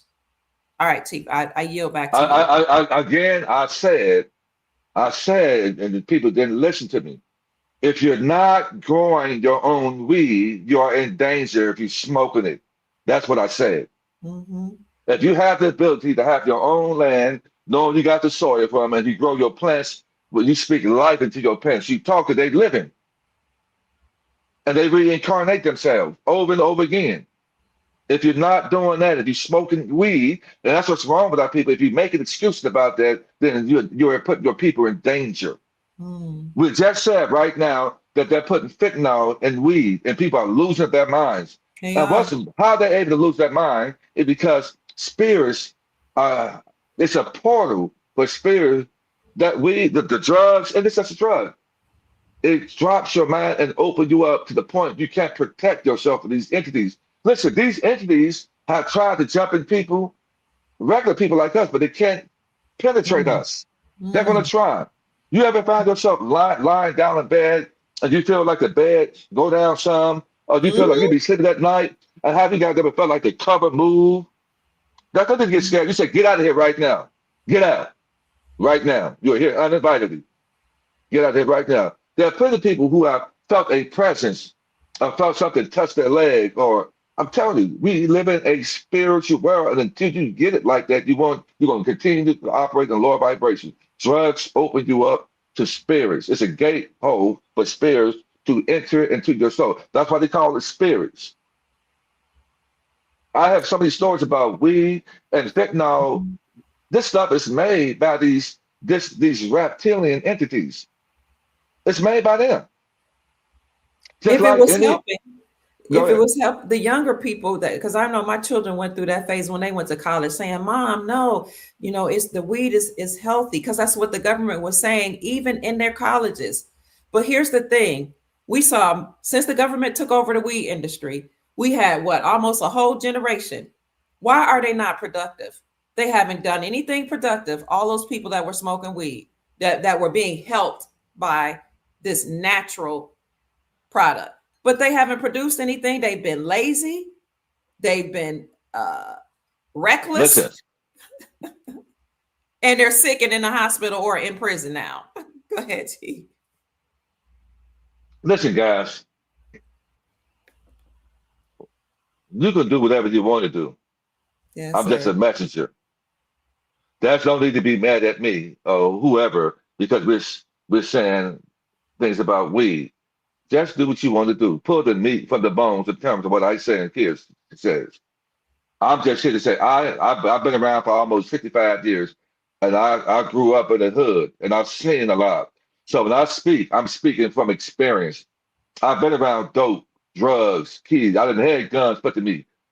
I've seen this the type of wickedness that comes along with a deal with drugs. It brings death, murder, separates the family. I've seen this things. I've been the dope game is it's demonic. Now they're trying to sensationalize it. These dispensers and they really giving other people the ability to make all this money off of having these dispensers. It's not a Mhm. lot of us that have these dispensers. They're blocking it from us. I've had Yes. family members that tried to get in the industry and came with money, So come but on now. And these they have people all are these. they're Go making ahead. a boatload of money. Mm, mm, mm-hmm, They're making a mm, boatload of money after having these dispensers like that. And you guys listen, you can do what you want to do. Listen, whatever type of high or so far you get them from smoking weed, I get it from playing the piano, from yes. exercising and working out, Mm, from being able to travel and just go to any city I want to go. If I want to be in New York tomorrow, I could get in my car and drive to New York tomorrow. And mm, I got the finance to be able to do it whatever I want you guys to bring you the information. mm. You see, I got my piano right there. Oh, wow, T. Wow. My piano right there that I play Mm, to mm, bring music and hit those vibrations. It's just mm. so y'all hear? So that's what I do. I play and I've seen praise and worship to myself.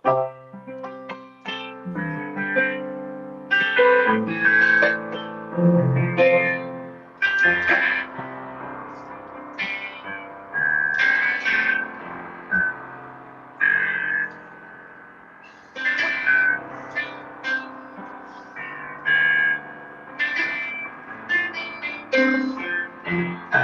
Come on.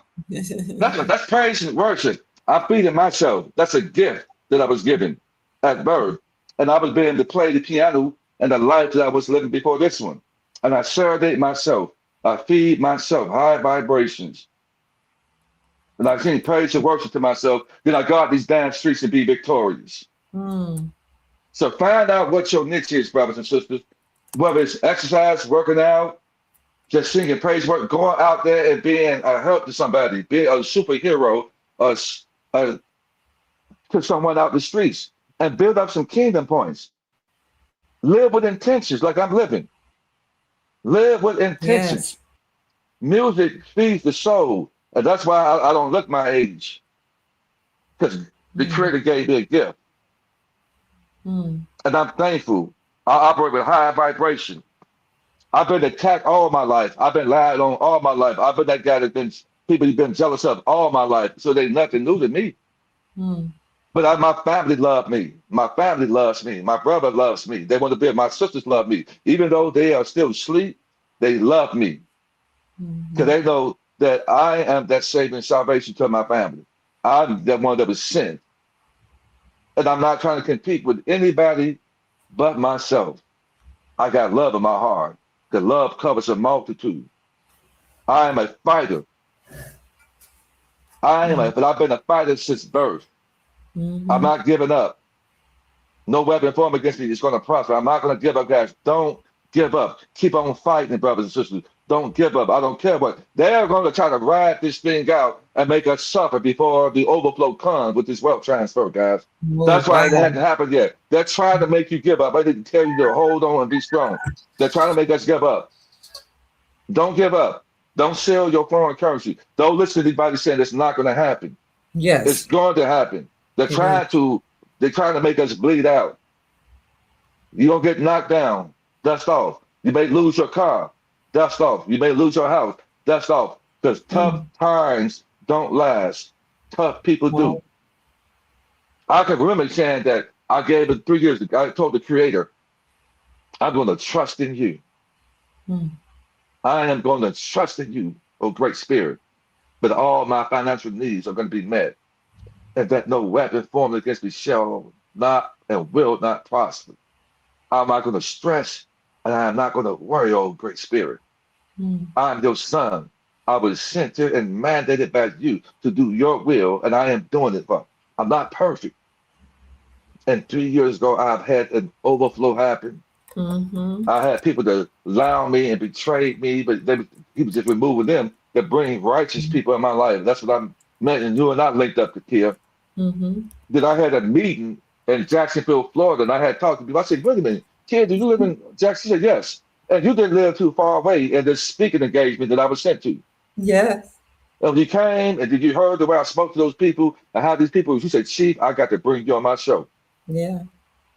And I've been on your show and we have been, just feeding the people righteous information, giving Every the information out there to the people to make an executive decision at the 11th hour. Mhm.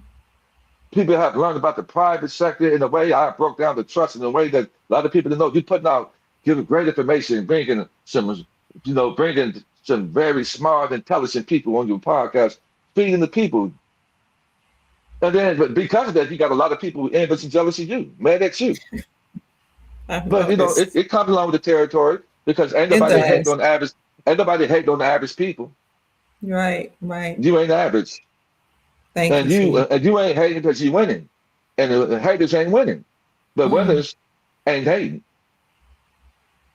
In that order. And so I don't have a reason to hate. I look good. I smell Mm. good. I dress nice. I'm enjoying my singlehood. I'm enjoying myself by myself. I'm living with intentions. I'm living with Living expectations. with intention and And I'm expectation. helping a lot of people. So people who talk about other people ain't helping nobody. I'm fulfilled. I got so many people that I have helped, and that's at my discretion. So don't think Mhm. you can call me, reach out to me, and give me a sob story Get something free. with some strange plan behind it. And okay, I said, okay, dokie. Okay, I just no. I allow the ancient of days to deal with me. When I'm in bed laying down and my mind is open up and I talk and I said, Mhm. what do you think I could have done better? Yeah. Okay, do this in X, Y, Z. So I leave my mind an open invitation for the celestial one when during the still of night, when it's peaceful, I'm up. Chief, you had mentioned that people need to hang on. And when you said that, people in the comments were saying they feel like the people in power are trying to bleed them out, that they're trying Yeah. to take everything away from them. And how would you encourage the people that feel like, it's just too much? Gas prices just went up more, even more just overnight.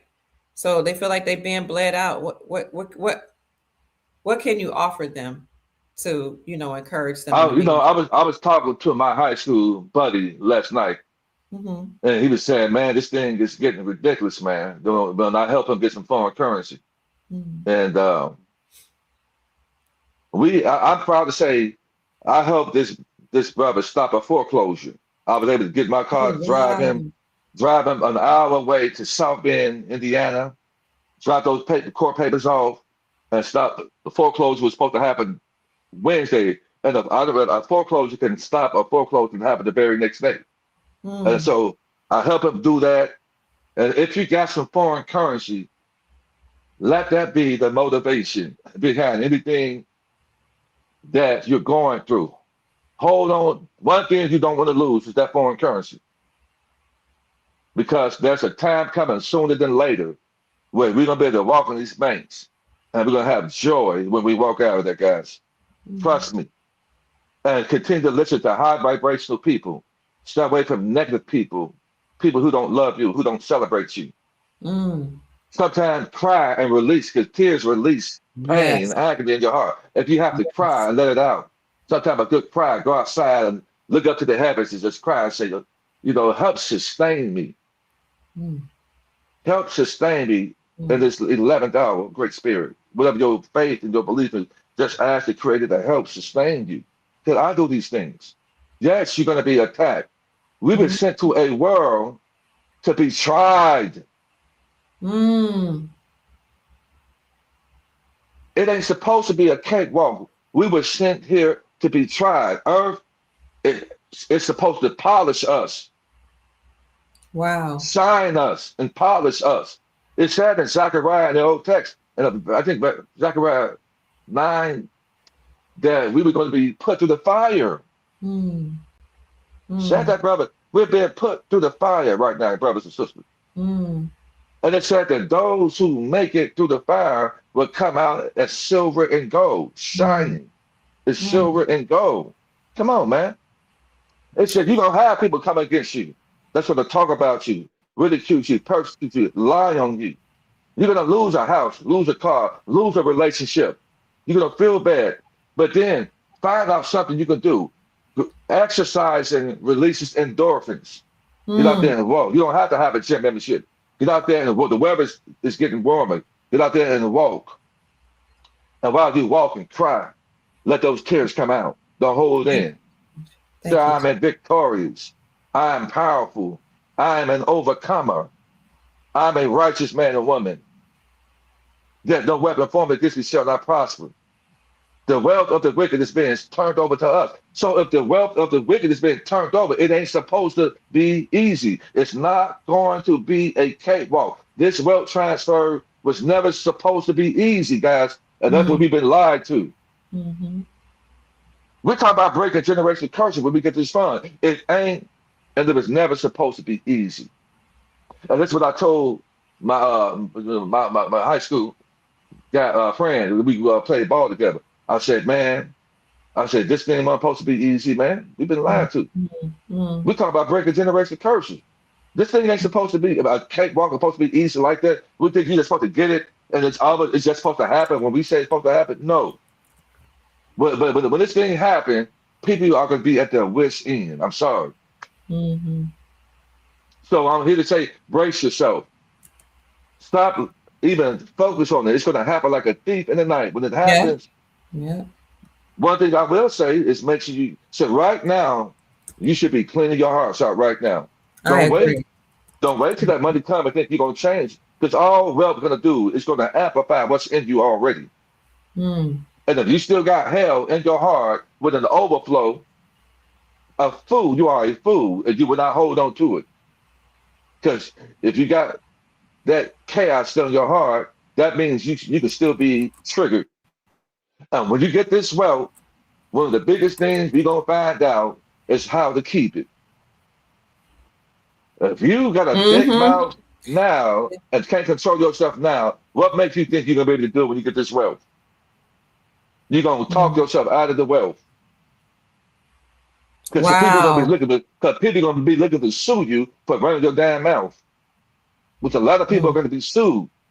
You can't you can't have diarrhea out the mouth and send anything out your mouth with wealth. Can't do that because you're gonna get it taken from you. Unless you're suicidal. So a person Mm. that's still talking that way, people are suicidal and they would not only looking to bring themselves down, they want to bring you down with them. Chief, People are somebody suicidal. said, Go ahead. go ahead. In agreement with what's in alignment with what you're saying, people are saying to keep your vibrations high, do some deep breathing, take deep breaths, and also say 10, at least 10 things for which you're grateful every day. Because when you say things that you're grateful for, it raises your vibrations and it forces you to stop thinking about the negative things that are happening in your life. When you operate like that, you provoke the ancestors, the Great Spirit, Mm. because we're Mm. all being watched. So if you're going through all this right here and you still got the faith to say, I am happy, I am excited, I am an overcomer, I am powerful, Mm. and you say these things, they say, oh, so Mm. they get it. Send the overflow. Mm. Send it. Because that so-called mustard seed of faith is when all your carnal eyes see is that you're not going to make it. It looks like you're not going to make it. You're going to get put out. It looks like that with the carnal eyes, but you got to operate in the spirit. In the spirit, you said that no weapon formed against you shall prosper. I'm going to have all that I can have. I'm going to have groceries for the week. Mm-hmm. I'm healthy. Start touching your body. I'm healed. I'm Mm. healed. I'm healed. But you got to have a clean heart. You got to Mm-hmm. have a clean heart to be able to talk that way. And the days of operating, when you think you can cast spells and doing sorcery and voodoo on people, it's over with. I agree with that And in 100%. fact, it's gonna flip right back around on you. And when it happens to you, you're gonna try to ignore the fact that this happened to you. But it's happening to you. There's no time for that right now. You could be high vibrational and be victorious and win. I'm And you trying know to what? say, go Go ahead. ahead. One of the things they're doing to prepare for that, in my opinion, which I see it happening, is people who received EBT or food stamps, they can't buy junk food. They can't buy sugar. They can't buy energy drinks, and they're angry about it. A lot of people are angry about it, but they're trying to shift the frequencies. We're They trying are to. here. Go ahead. I'm glad you said that because I wanted to say this to the people. Brothers and sisters, when you eat your meats, medium rare or rare, that rare has parasites in it. Mm-hmm. That's the way these reptilian entities, they love blood. And Yes. your communion is a reptilian ritual Mm-hmm. in these churches. Mm-hmm. Your communion. And even though you're doing it symbolically, it's the same as doing the real thing. It's a ritual, and rituals are real. When you Mm-hmm. eating that flesh with the so-called cracker and drinking that little wine or whatever, and that as a representation of the blood, that is a reptilian ritual, and they got you guys doing it because blood, that's life in the blood. Life is in the blood. They can pull your blood at these hospitals and get a microscope, and they can tell everything about you, what type of sickness you have through Mm. your blood. Did you know that? Interesting. Yeah. No, no. They can pull your blood, and your blood is going to cry out and tell them what's going on with you. This is why they want to pull so much blood from you when you go into these damn hospitals. Mm. Because the indigenous people's blood, this is why they have blood plasma centers only in the melanated areas. Why do you think that? Mm-hmm. Because it's our blood that they're feeding off of. Our blood is telling them the story about what they need to do with us. Mm-hmm. Your blood is alive. It's going to tell you if you have heart problems, liver problems, organ problems. It's going to let them know how high of a ranking your bloodline is, and they're going to try to attack you more because they're reading your blood. And they do it every time you go to the hospital. It's like, or to a doctor's office. It's like, I got a cough. Why do you need to take my blood? You need to tell them no. You can opt out. Yes, you can opt out. Yeah. You can opt out, and this is what they're doing with the melanated people.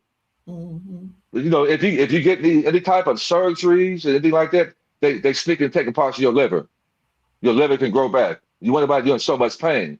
When people get these type of surgeries done, you know, and our women get these cosmetic surgeries. We are beautiful already. If you got a little weight on you, it's 6 months of consistent working out 4 or 5 days a week will build your body back up. Women get these cosmetic surgeries and go on to different places to get it for cheaper, and they're doing that because they're stealing blood from you. That's why people are passing out, and they're stealing your organs from you.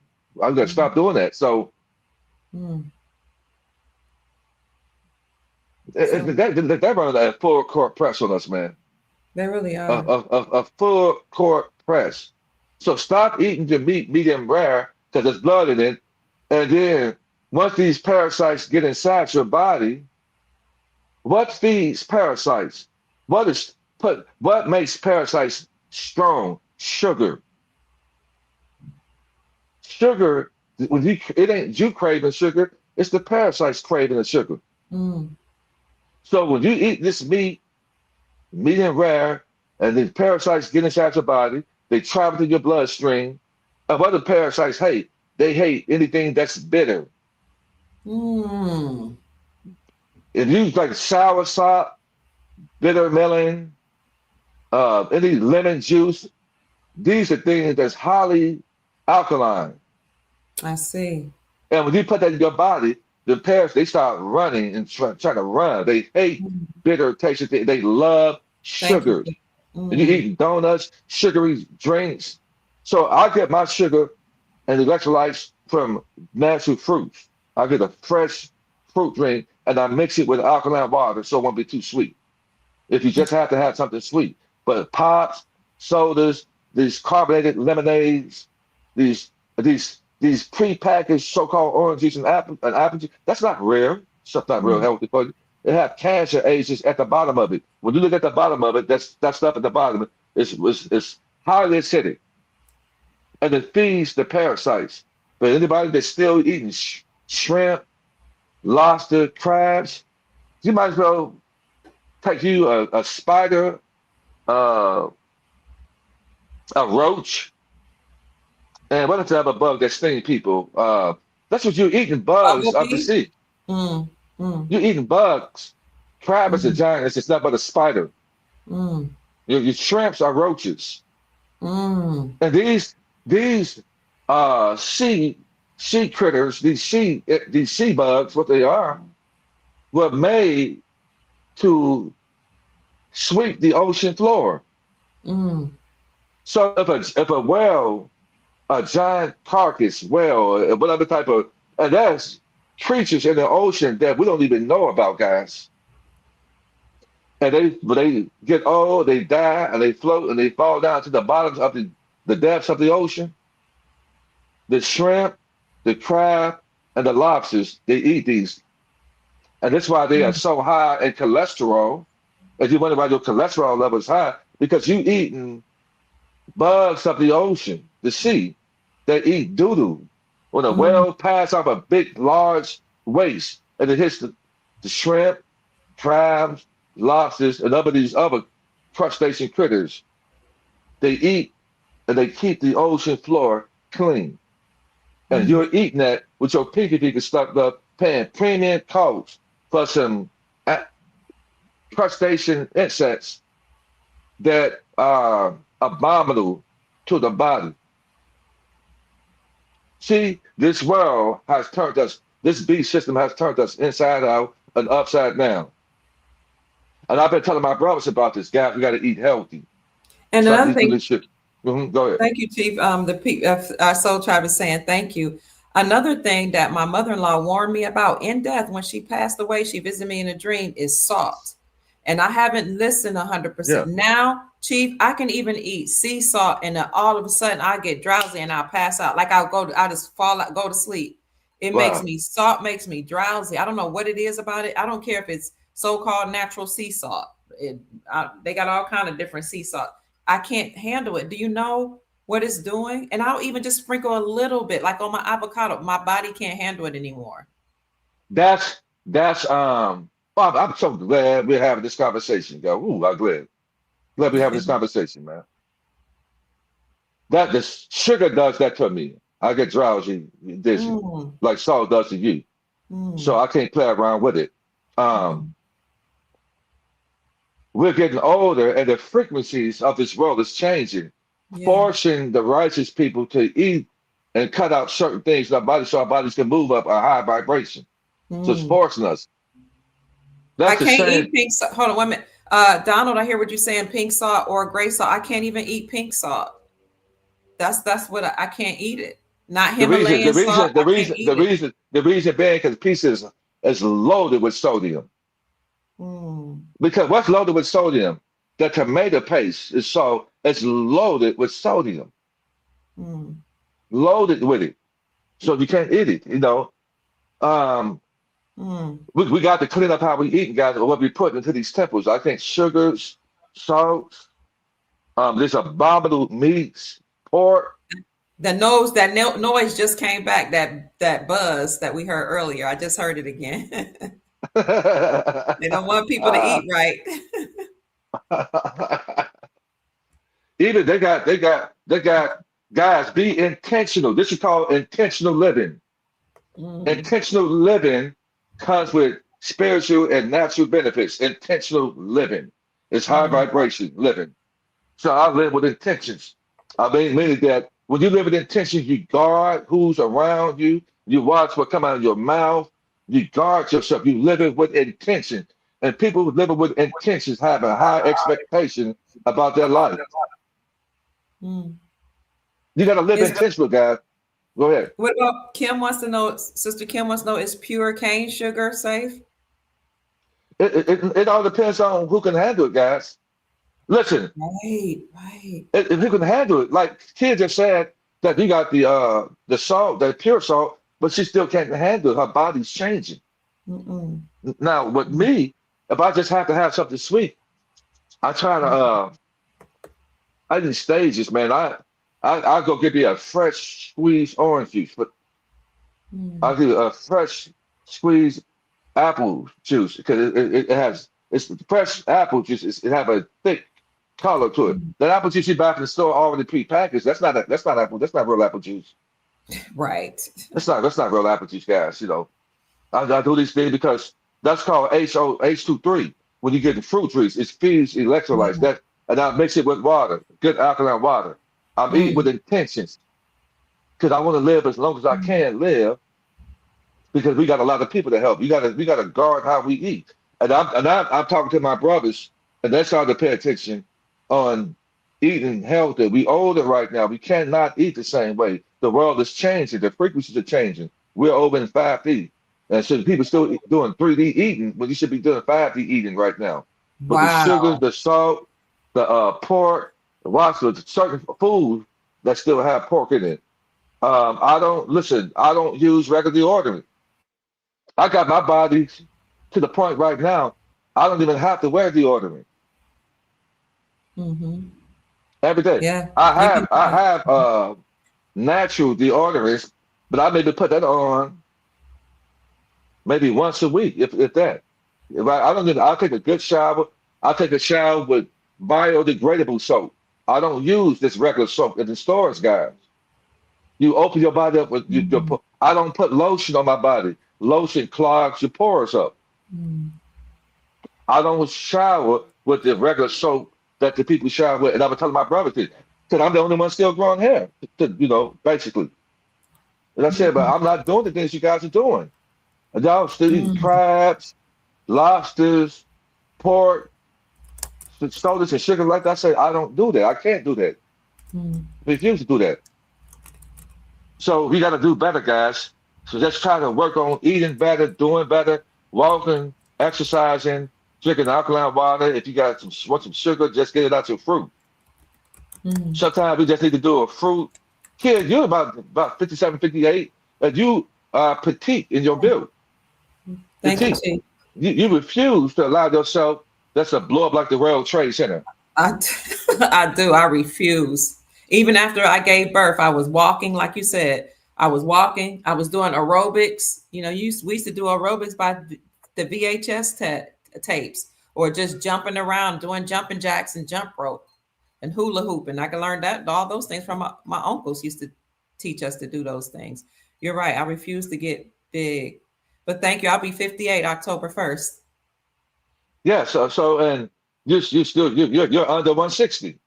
Yes, sir. I sure am. You're under 160. And that's listen, that's intentional living. Hmm. Intentional living. How can you sit there and preach to the brothers and sisters and you're out of order? You're living by example. Yeah. Yeah. You're living by example. So you are a woman that's righteous enough to speak to the people because you're living by example. You're Thank righteous enough. And we have a lot of righteous men and women who are living by example. I talk to a lot of people. I had to talk with a gentleman yesterday. He got to trust me yesterday. Oh, but we talk about an hour on the phone. Mm-hmm. Because I choose to pick, because anybody I get on the phone with, I'm betting. And man, me and that brother, man, talked to the phone. He said, Chief, man, let me tell you something, man.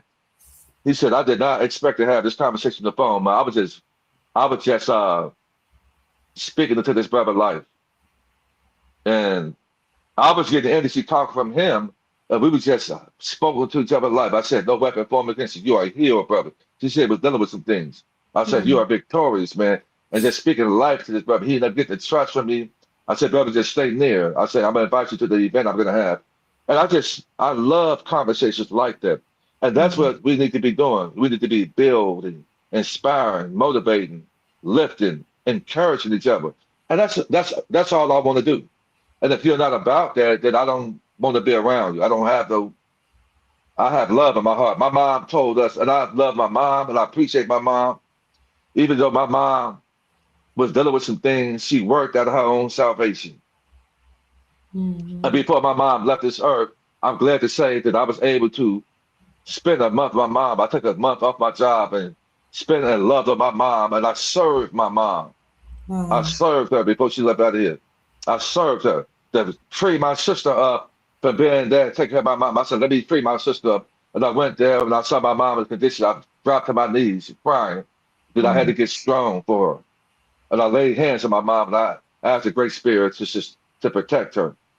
I had a feeling she was on her way out of here. And it pained me. It pained me to see my mom in that condition. But I was there for my mom. When I was there, it gave her some energy. I'm a righteous man. And when she transitioned, I was my mom's pallbearer, and I walked and celebrated my mom's legacy in her life. And I had an out-of-body experience. I was a soldier for my mom. My brothers had to be strong for my mom. And I couldn't hardly breathe because I had to be strong for my brothers and sisters. Yeah. I had to keep them strong. But I wouldn't wish that on anybody. If anybody lost your parents, your mom and dad, condolences to you. Make your parents proud. Our parents had to go through something while they did certain things. We shouldn't be angry with our parents because this beast system had attacked them and gave them what you call mental illnesses. They attacked our parents and they had to do certain things. Now that we know better as a soul tribe, we shouldn't. Anybody that's claiming to be a righteous man and woman, if you claim to be, you shouldn't be at odds and mad with your mom and your dad. I agree. Because my understanding is saying that my dad and my mom had gone through things because they were attacked and they didn't have the information that this son of theirs had. Now I have the information. I share with the soul family that I just found out 6 or 7 months ago that my mom did drugs before. I just found out. I'm sharing it with you guys. I'm authentic. And some of my brothers and sisters don't even know this. I never knew that this is why my mom fought so hard, but she made sure that none of her children did drugs at all, period. Because I found out later on that most of my aunts and uncles and my elder cousins were all on drugs. And Same that's with what my this beast system. It don't mean we talk about them. That means they wasn't strong enough to withstand this beast system coming at them like that. I was strong enough. So I don't talk about people who are on drugs and laugh at them and make fun. Just be thankful that we didn't succumb to these uh, peer pressures that were pushed on our people. And that me finding this out about my mom, it helped me have an understanding when I was a child of why she did certain things. But to her children, which my mom made a song of called A Parent's Apology, an apology to all of her children, all That's of them. beautiful. So she is to be commended for that because most I agree. parents feel they operate too much pride to apologize to their children. They're too prideful, but my mom did that. And I love her. When we got, when we were, she cleaned up her act. She worked at her own salvations, and she was a mother of the nations, a mother to many people. My mom walked around with a smile on her face. She was happy because when you get older, you realize you have less years ahead of you than behind you. And so my mom really enjoyed life, and she loved her children with a passion. And her sons got big. She said, "Look at my handsome boys." Here she is, 5'5", with these sons 6 feet and over, 200 plus pounds, walking with these soldiers ready to break somebody's back if they try to even dare look at her the wrong way. She was proud of her boys and her daughters, So she had 10 children, 5 boys and 5 girls. Wow. And that's a lot. Yeah, and so she had to deal with a lot with us growing up, operate from a shoestring budget. Right. In the Christian faith, giving the money to these pastors, Jimmy giving money to Jimmy Swagger, while he played the piano and tell lies to people and pull on your heartstrings and tell you to send in Tammy Faye Baker, but the Jimmy Tammy Fake Baker. With Tammy Baker with that wig on and knowing that now we found out that Tammy Faye Baker was a gender con. A man, yep. Yep, and Jen was a lady, just like Paul and Jan Crouch said Jan had a crouch. They were the new Jim and Tammy Faye Baker. Paul and Jan Crouch. She look had a wig on. She's a man wearing pink, blue, and white in the background. Let you know that they talk to the gender cons. This world And is that pink and blue, we came to realize was things that these entertainers were doing to children. The pink and blue colors was part of their colors. Well, that's pink, blue, and white represents the inversion. And you see how many people, these celebrities, wearing pink, blue, and white to let you know that they are inverted. And boy lover and girl lover too. The symbol is it looks like a little swirl. If it's pink, it's a girl lover. It's a boy. Blue is a boy lover. Yeah. So this is how they talk. Now I know these things. Right. I know these things are what type of world we in. So I refuse to be anything but a righteous man. I love it. I'm glad that my mind was opened up and that I can handle what type of world that we really live in. That way, it's important for us to know what type of world we live in so we can make the corrections not to repeat it. And moving forward, Chief, since you talked about the things we went through with our parents, we're going to have to get our hearts right. And we need to, if we want to experience this new reality and enjoy the wealth, we need to learn forgiveness. We need to learn grace and compassion. And what do you say about that, Chief? I would have to give a shout out to my mom. I love her. When we were children, we had a song that we would sing called Bind Us Together in Love. Bind us together in love, Lord. So when my brother and sister trespass against me, that I'll forgive them from the very start. Bind us together in love. We'll be holding hands. Oh, glory. Yes, and we need to learn empathy too. Thank you for that, Don. Yeah. Compassion, like Chief said, he understands what his mom went through. He can empathize, knowing that she was hit from on every side, trying to make it through life. And her coping mechanism in her Yeah. younger days was drugs to cope. And they know this. They know that they put so much trauma and on us that we look for a way out. We look for escape. Some people use marijuana. Some people use sugar or salt or comfort foods or drugs, alcohol.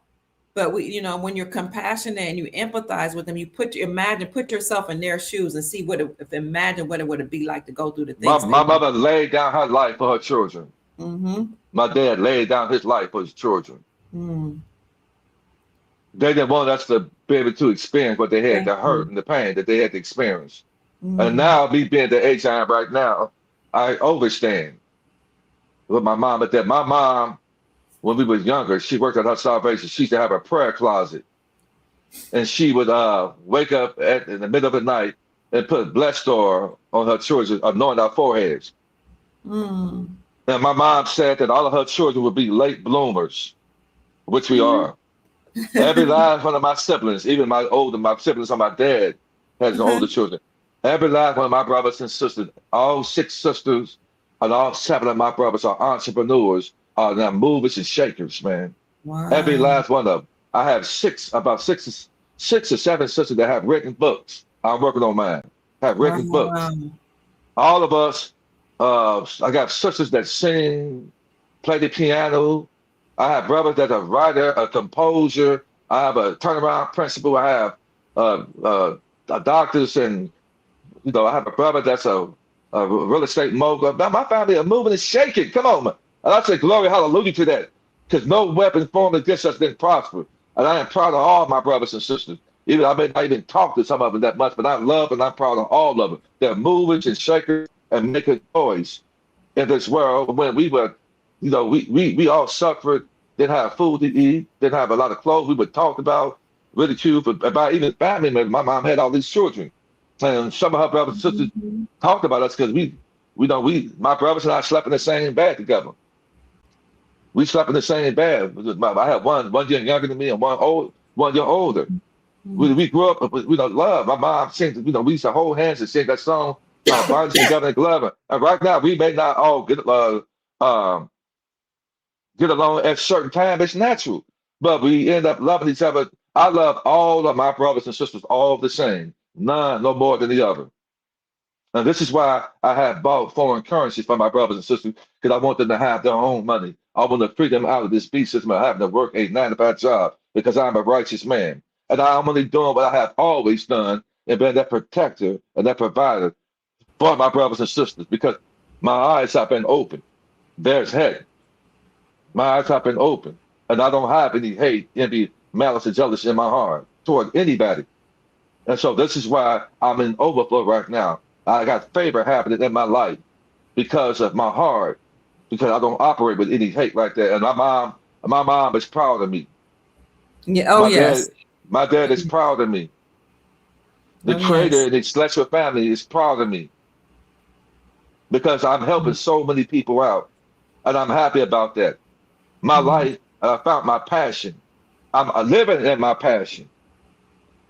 It's great when you can help people. There's so many people, contrary to what you've heard about me, what's said about me are all lies.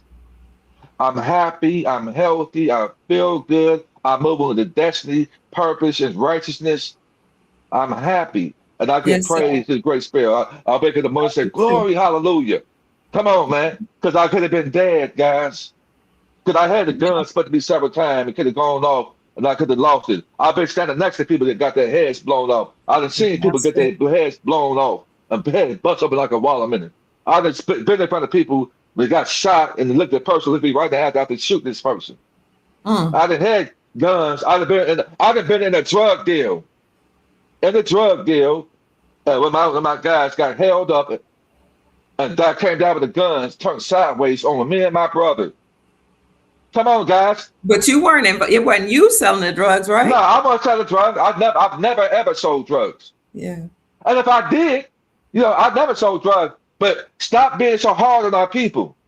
Yeah. When you don't have money, if you don't have this, then this beast system presents you something to sell. Many of our brothers and sisters sold dope because they were trying to make a living for their families. Yeah. So I'm not hard on people who did that. Yeah. Now we got to come in. We about to get an overflow, and we have to clean this And shit help up, them. man. You got to Stop clean being it so up. hard on each other, man. We I all agree live in a with you. glass house. We all live inside a glass house. Underneath this dome. Trying Underneath to this figure out. dome. Come on now. Mhm. Underneath this dome. So we can't throw a rock at nobody else and try to make yourself seem like you're hurting too. I'm not gonna throw a stone at somebody else who's That's hurting true. already. That's But if you true. I've throw been stones hurting. at people and try to make it sound like you got hell to pay. You got Excuse hell to me, pay. Chief. Excuse me, Chief. Somebody, Chad Jamie says, can you please contact Elon and get him on the show? Maybe you'll take him seriously. Obviously, you don't trust me or Reese Green or Anna. You know, let me say this, Chad Jamie. When Reese Green, he was in the comments and he was saying some nice things, and he was also saying things to negate what Chief Mack was saying. And he just kept giving comment after comment about what he's doing in his personal life, and that's okay. But that's not the way you get my attention, by trying to come on my show. And he kept accusing me of not wanting him on my show. I never even know. I don't even know who the man is. And then you're saying things like, you know, obviously I don't. Listen, I have over 500,000 people follow me on all my social media accounts. I'm contacted on Facebook, all my social media platforms. People find my name, my number, and they call. I cannot accommodate everybody. Some of us are just so bent on trying to get our point across in our message that we think we can bombard people and they're just going to, you know, acquiesce. The proper way to conduct business, and I said that to Mr. Reese, is to send me an email. And then you send me an email with your name and your number, and you tell me what service you like to offer, and then you ask me permission to be on my show, and you ask me what time and date is appropriate for me, and then I'll follow up. But this is not the time while the chief of the Soul Tribe is teaching. Thank you so much. Peace be to you and your tribe. All right, Chief. Here's the thing, guys. When I met Kia and we talked, it's all about timing. It is. Timing is everything. And if something is meant to happen, you're meant to partner up with somebody in business, whatever. You can't force it. It happens organically. That's true. And what you're trying to do is force something to happen that's not happening organically. Mm. If it's meant to be and meant to happen, it will happen naturally and organically. That's right. And you're screaming and holler, bring me on the show, or bring this person on the show. That's not natural.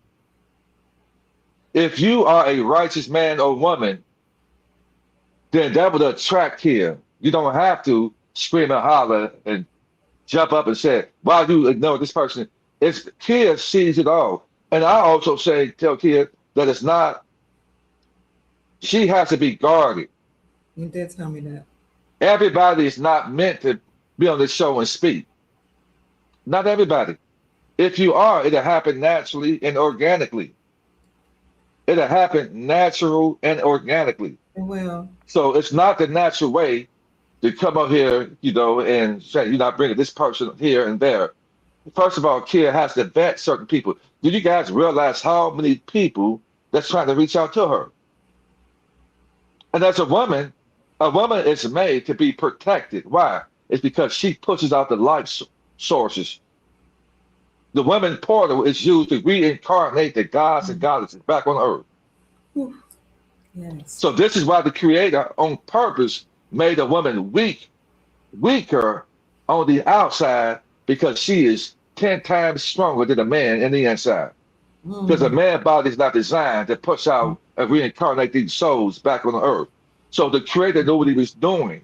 He made a weaker woman, weaker on the outside, so that she can get out of the way. But these beasts have got women thinking they can do the same things a man can do. And that's not. Woman is designed and made because this is why the men are weaker in the inside than the woman, and the woman is stronger in the inside than the man. We're more powerful. Why are the men more powerful than women on the outside? Because we are made to be the umbrellas. Hold on, Chief. I'm in Roz in the chat. That's my grandson talking about, hi, Granny. Hey, I'm in. But Okay, what's I'll up, make man? sure my language is child appropriate since I know you're here. Look at it, man. But a man is made to protect the woman. That's why we're bigger. We got bigger hands, bigger feet, big shoulders, a bigger neck. We are made to protect our sisters. Why is that? So when a woman is pregnant, we have to be the forefront to protect her, to reincarnate the gods and goddesses back into earth that are being reincarnated back. A woman should be going through stress and pressure. They had did a study saying that when women go through stress and pressure through the pregnancy, they were saying that some of these kids come out lovers of themselves. Wow. Pull it up, Wow. pull it up. And I said, wow, that's strange, you know. So women are not supposed to be working or stressing when they're pregnant because everything that they feel that children gets. And And then so sometimes women can't necessarily, or as a woman, sometimes I don't see the energy behind people. I have to vet them, and then sometimes I'll pass them through to you because you can see things that I can't. And one of the things that I've noticed is that yes, people want to come on the show and they share the information, but then they'll start to use me as their pimp. You know, like, oh, I can get money out of her and I can yeah. get energy out of her. And it's too much because I want to help people. It's my desire, but it's just way too much. And you can see that, which is why God put you in my life to be that protector and that shield to make sure I'm protected from those energies. This is why every opportunity that I Thank have, you. I make sure I gift a righteous sister. Mhm. You're righteous, and I give Mhm. you. And I found out that when you give, the credit gifts back. When Mhm. you guys, I'm saying, when you guys give to a righteous man and woman, that's a seed of righteousness you're planting to come back to Mm. you. Mm. Trust me, when you do that, when we give the care, because she comes out here giving us a financial forecast and a forecast on what's happening in the world and the way that she does, that's a righteous seed that you're planting. And I'm telling you, righteous seed are a harvest that will manifest as something beautiful. Why is that? Because I have put out many righteous seeds in my Mm. family and people. I feed the homeless, clothing the homeless, giving. I've been a giver all my life. And Yes. right now, it's time for me to win. Yes. I Yes. fed and protected my brothers and sisters. Barely got through high school because I couldn't be a regular student. I had to Mm. walk home 6 or 7 miles home from a job at nighttime to help feed my brothers and sisters. Wow, Got on T. food stamps to help feed my brothers and sisters. The check that I got from my dad, I gave to my mom to take the pressure off my mom. I Mm. did these things. And now it's my time to win. And I Yeah. suffered behind that because I couldn't play sports my last. I was a gifted athlete. Could play Mhm. sports my last year in school because I had to take care of my brothers and sisters. Mhm. I didn't want to see them struggling, being hungry like that. So after my dad transitioned, so I said, Mom, I'm gonna help you. I got you. Oh, I wow. got you. And I did that for my mom. And that is honorable. That's why I am a righteous man. I did that for my mom. You know, so that's why it's my Very time to righteous. shine. It's my time to shine. AT. Oh, and yes, go ahead. Go ahead. Go ahead. No, I My did that for my granddaughter. mom. Hmm. My granddaughter wants you to know that she's in the chat too. She said it's me and Amin. It's Mia and Amin. So they just wanted to shout you out and they want us to acknowledge you. They're sending me Oh, messages. Look, Chief, okay. my granddaughter she's 10. She's homeschool. I'm homeschooling her. She created these dresses. She She made did. these. Yes, she's 10 years old. She made these dresses for her dolls. This is the beauty of keeping them at home. And I mean, you could do it when they're at school too. But the thing about this new reality is we can look at their gifts and cultivate their gifts, Yeah. so that they don't have to. Your grandchildren are fortunate to have a grandma like you. Thank you, T. Yeah, you know Thank you. they're you're still young enough to be. And that's my mom was that type of mother. She loved life. She was a teacher. My mom wrote children books. Oh, wow. My mom is a Wow. prolific writer, which most of my brothers and sisters are writers and wrote books because my mom wrote plenty of books. That we got that from my mom. Wow, that's beautiful. My Wow. mom was into health, holistic eating. She wrote children books. She was a great reader. She could read well. She was a narrator. She wrote children books. She got plenty of books, and my mom had a beautiful voice. Mm. My Oh, mom look, had a look. voice. Yes, yes. I'm sorry. They I don't know why my grandbabies want your attention. They said, look, they want you to see that they're learning now how to crochet. My daughter is teaching. I don't know if you can Really? see that though. Oh, they Yes. showing off now. Them like crump snatchers are showing off. Yeah. They just sent it to me. And they said they're learning finger crochet first, and then they're gonna learn with the needle. That's good, grandbabies. I see y'all in the chat. That's good. I'm sorry, Chief. Go. Tell Chief them, does have something to tell them I said good job. Chief Max said, good job. And Granny saying, good job too, babies. Y'all doing well. I'm so proud Yeah, of you. that's beautiful, man. That's called living. Yes, sir. That's called true big mama syndrome right there. You really doing something powerful, teaching your children and your grandchildren, and then also freeing up space for your children to find themselves. I'm glad you know that's exactly right, Chief. That's why I'm homeschooling them because I want them out of the homeschools, but I want my children to have the opportunity to discover, to work, to find their niche. You know, it's a sacrifice, and I would tell the Soul Tribe, we make sacrifices, but sometimes Yeah, you have to condition yourself and don't say I got to, instead of say I get to. I get to help the next generation. I get to pour into my children and my grandchildren. And it's a sacrifice, but hang in there because it gets easier. I've been homeschooled. I pulled them out of school before my grandchildren, and then I sent them back to public school like a couple years ago. But we pulled them back out. Amin is 8, and he's supposed to be in the 3rd grade. He's testing in 6th and 7th grade levels in the gifted program. But I don't want him in he kept getting sick in public school. The energies were too much for him. My granddaughter has natural gifts to do hair, and she can make clothes, and she's doing it with her hands, hand stitching with a needle and thread. And she was making clothes at 2 without needle and thread, with just putting together napkins and stuff. So all I'm saying is be encouraged and hang in there, family. It is hard. It's a sacrifice, but I'm doing what's in the best interest of my family. I want my children. I need for them to find their way and find their niche and thrive in their niche. And that's why I've taken on the responsibility of raising the grandchildren. I yield to you, Chief. I apologize for taking over. that's the beautiful thing. My mom did the same thing. Wow. Wow. This is what we got to get to. My mom loved her grandchildren. I remember my daughter first met my mom. My mom was just so happy she got them and they enjoyed her. She had her storybooks and she read stuff about Jonah, and she had children books she wrote about a little bird named Flutters. Wow. My mom wrote about a bird named Flutters. She wrote a children's storybook about Flutters. And so I had a very unique and interested mom, man. I'm glad that the creator sent me to this family to make who I am today and cultivate it, made me who I am today. It wasn't easy in the beginning, growing up, not barely having food and being hurt by the people that was supposed to be protecting me, but that made me stronger because it didn't destroy me. It made me stronger. And I love my mom back to health.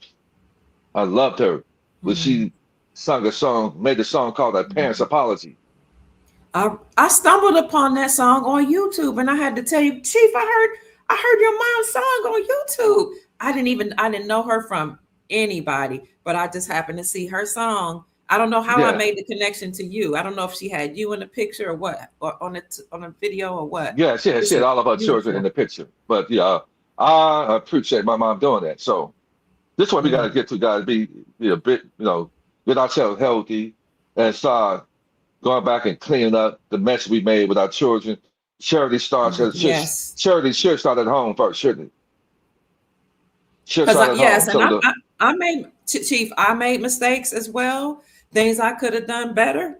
And I Yeah. told my son the other day, I don't give myself an A. He was like, you don't give yourself an A as a parent? Mom, you were great. I said, no, because I could have done some things better. I could have responded to some situations better. Instead of seeking retaliation, I could have been a mature adult and handled things better. So I sat my children down and apologized when they were like in their 20s, because I needed to do that to move forward as a family. Look, and I had to say, I made some mistakes. I want you all to tell me how you feel about the mistakes that I made. And I take full accountability for the mistakes that I made. And I let them, and I didn't let them, I mean, they're adults. They just, some of them cried. Some of them were angry. Some of them yelled. Some of them, they're like, Mom, when this happened, I felt like this and that. And you know what? After that, I said, how can I make it right? And I'm telling Chief, it hurt me to know that because I really honestly feel like I did the best I could with what I had, but I could have done better. So I didn't say I'm the adult, I'm the grown one, I'm gonna do whatever I want to do. I said, no, I made mistakes. I apologize. How did that make you feel? I take full accountability. How can we move from here? And when I tell you, sometimes I cried too, but I held my composure, but I didn't do what some of the other, what I seen my other family members do. Like, I'm grown, just do what I say. And I did the best I could. I didn't say any of that. Yeah. It took a lot of maturity. But my pastor at the time told the people in the church, he said, I'm going to make y'all angry when I say this. He said, I'm sick of y'all coming to the altar crying about your children. I'm sick of y'all coming here talking about why my children in jail, why my children won't do. He said, your children in jail because that's the life you presented before them. Your daughters are whores because you were a whore in front of your daughter. I was like, oh my God. Wow. Your family members are on drugs because you were experimenting with drugs, or your children lived in poverty because you didn't make the best decisions when you could have, or you married the wrong person, or you opened up your legs or laid down with the wrong person. So stop coming on this altar every day asking God to fix your children when you need to get up off this altar, go home to those children. I don't care how old they are, sit them down and apologize and make amends for the shipwreck that you caused. I was like, oh my God. Yeah, I agree. People were angry. They was like, Bishop don't know what he's talking about. And he had a good life. And how dare he? But I was like, you know what? First of all, I was too scared to say something, put my mouth on the man of God. But secondly, I said, you know what? With all my degrees and accolades, I'm not perfect. And that doesn't mean anything to your child. Because the best thing for the child is to have whole, healthy parents. Both parents. Both parents. You know what I'm saying, Chief?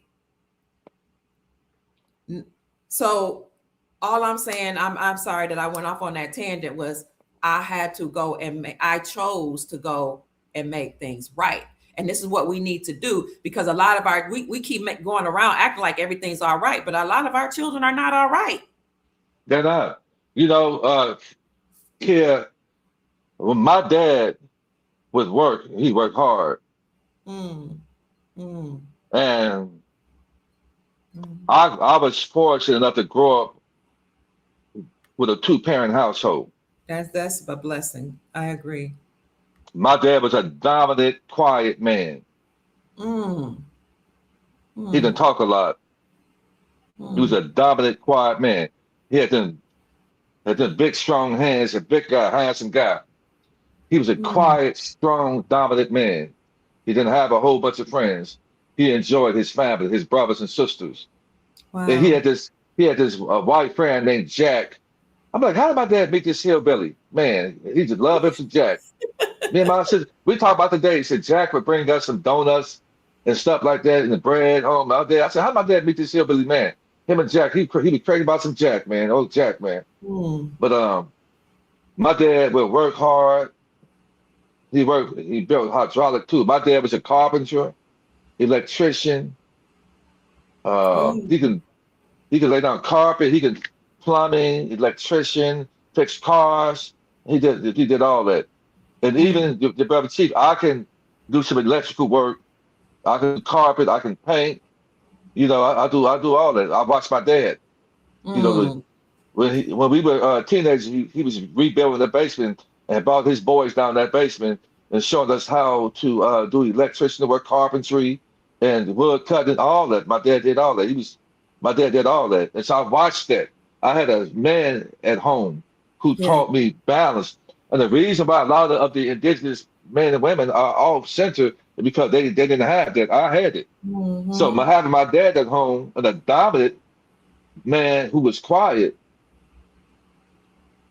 it taught me patience. I had a healthy level of fear for my dad. Mm-hmm. Healthy, which is important. Because a lot of these men and women out here, even though they have a mom and dad, they were never taught boundaries. Your dad is supposed to teach you boundaries. Because the women can't teach boundaries like a man can. If I did something, my dad laid hands on you. He get you right. So I didn't disrespect him, but my mom taught us when my dad would come home from work, up north they have alleys. The south over there have alleys We up have north. alleys, yes. So we would hear him come home. In Ohio. And my mom would make my dad some Salisbury steak with gravy and onions and some mashed potatoes, some greens, some cabbage. They had him a cold glass of ice water in those glass jars. Glass. Yeah, I remember those mason jars. And his plate would be in the oven, nice and warm.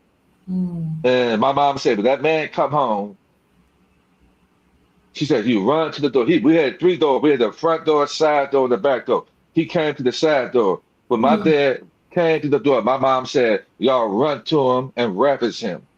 Wow. So we would run to my dad as children on our knees, and we would take untying his boots. And he would have his hand on his children. And we'd be, hey, Daddy, we love you, Daddy. And we'd be taking his boots off, and and then help him up the stairs. Then he would wash his hands and feet, clothes, and he would come to the kitchen and eat his plate with this ice water. And we'd be just there. My dad was my hero. Yeah. Come on, man. That's beautiful. My dad was my hero, man. I was a daddy's boy. I had a dad that showed me how to tie a tie. And you couldn't tell me nothing when he smacked on some Brew or some Old Spice. You couldn't tell me nothing. He would put some Brew cologne or some Old Spice on, and he would take me to church with him. And out of all his boys, my dad had me next to him going to church. And then my dad knew that there was something different about this son, because he had these other sons, but he took me to church with him on Thursday night. He was a deacon and preaching, but he took me to church with him. So my dad was my hero. My mom was my shiro. And I love them both equally. Missing. That's what's missing from the family. That's what's missing. Community, yeah. Yeah. My dad taught me balance. I didn't have to hit the streets and then sell drugs and do this and do that. My dad bought a weights in the house. My dad had a punching bag. If you guys actually could see how hard I box and see how hard I hit that bag, cheek don't fuck around. And y'all don't know that part of me right there. No. But I hit hard enough to break ribs. But we can see. Can you see? Show us how big you are, Chief. Let me see. I mean, I'm okay. No, I want to see how. Woo, Lord, have mercy. My thumbs, and I'm hands right there. I am a protector. Woo, I don't have to talk and act like I'm tough and bad, because I used to get paid to put my hands on folks. I was good in wrestling and grappling. My dad bought weights in the basement. He bought a piano. My mom put the piano in the house. We sung. So my mom and dad said, well, they're not going to lose their children to the mean streets of Gary, Indiana, which became the murder capital of the whole United States when their military operations are putting drugs and crack cocaine on the streets. My mom and dad said, we're not losing our children. So they had an unorthodox way of raising my siblings. So my sisters, none of my sisters are whores, have a whole bunch of bastard children. None of my brothers have felonies, jail, doing drugs. So we won. A great job. Yeah. Even though it was unorthodox, but my dad had a heavy bag. My older brother would have my brother Michael not down that, punching a heavy bag hard. Wow. Working out with weights. And while the people on the streets, the other young guys were on the streets running around, fighting and chasing girls. My brother had my brother Mike and I in the basement doing boot camp, working out with a throw up bucket. Next Working up, out with a what he was the worked throw out up bucket for? because he kicked our ass so bad in that basement that we would throw up with licking work. And that made me tough and who I am today. I want to say I love you to my brother. I love you, man. Mm, I love you, mm, man. If you're watching this, man, I am who I am partially because of what you did, even though you went through some things, man. But I'm here today still strong mentally, physically, and spiritually because of what you did. You took time, even though we didn't have the perfect life, but man, you are appreciated because I'm who I am today. That mental toughness. mm. My brother, you know, in us, when he would train us with weights, to the point that the following year, the following summer, when I came out there, I was 14 years old when my brother started training me like I was grown. Mm. My brother Mike was 15, and he had us down there, and he said, "Punch me, nigga, punch me," and we were like scared to hit him. He said, "Nigga, I said, punch me," and we would hit him, and then hit us down with the heavy bag. We would put tape on our hands. He's Mm, hitting that heavy bag. Hit that mm, bag, boy. Tough, you tough. Hit it. mm, mm. And I appreciate that stuff today. We did that. That's And that's why something I'm here. that a mother doesn't do. A mother wants to No, protect her no. son and keep him from harm, and we end up Yes, coddling them and yes, yes, feminizing them. Yeah. yes. So Mhm. having that balance in the house. Yes. Then my dad bought a heavy bag, a punching bag. We had weights in the basement. And the boys, we were downstairs in the basement, and the girls were all the way upstairs on the third floor.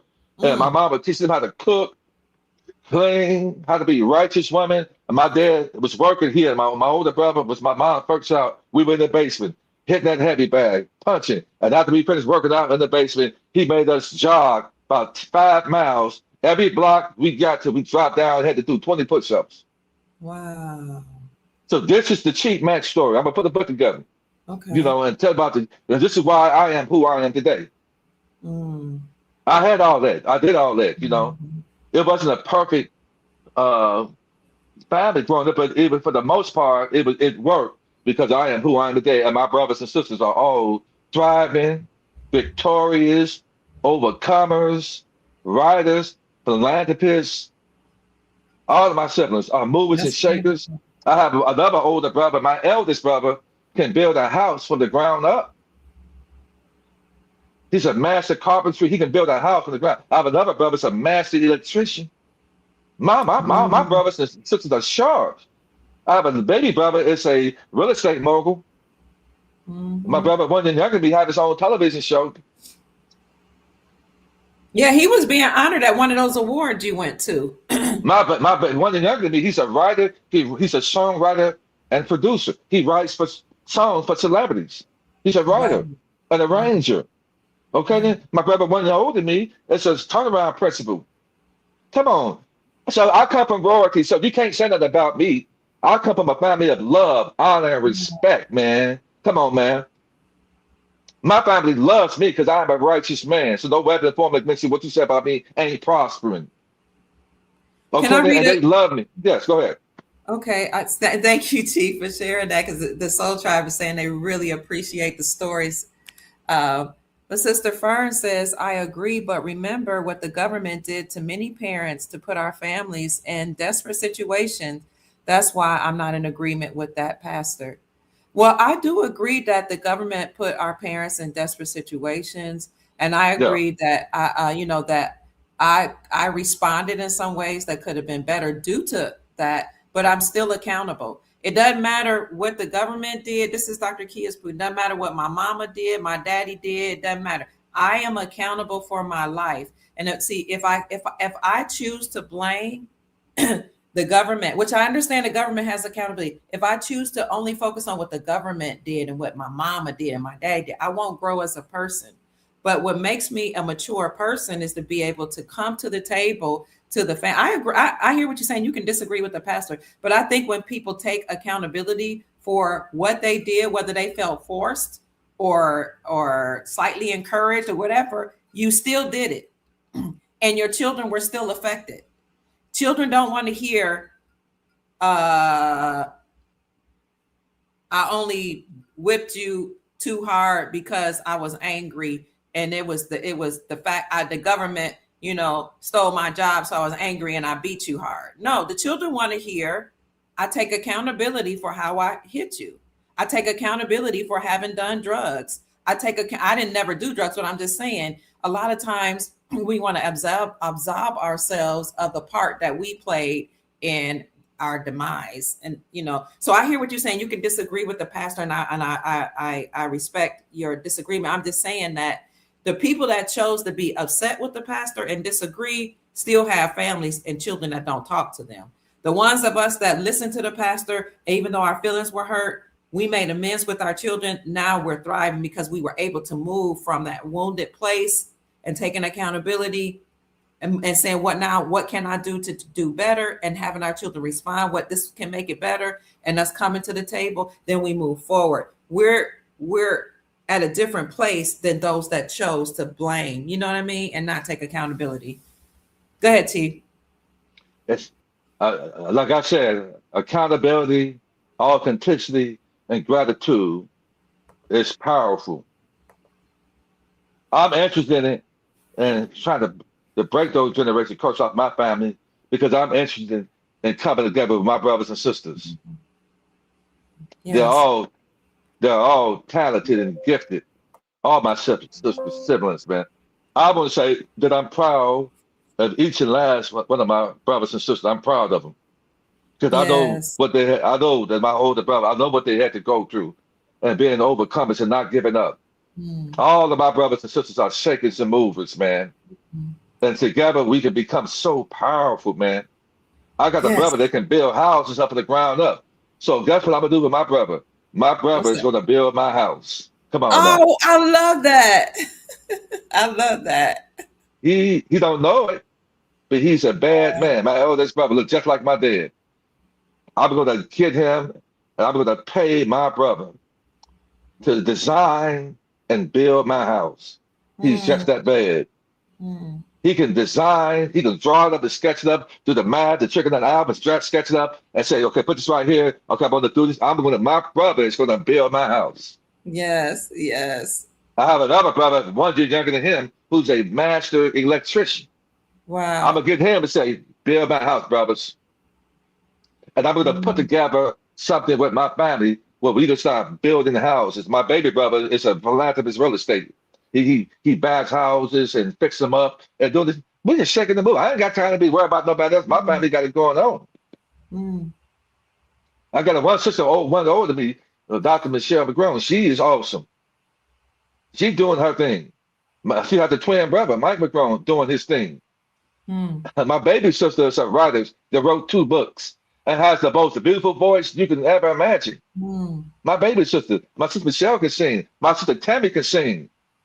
I'm gonna get my family together and do an album together with my family. You should. My brother Jamie is an arranger. He writes music.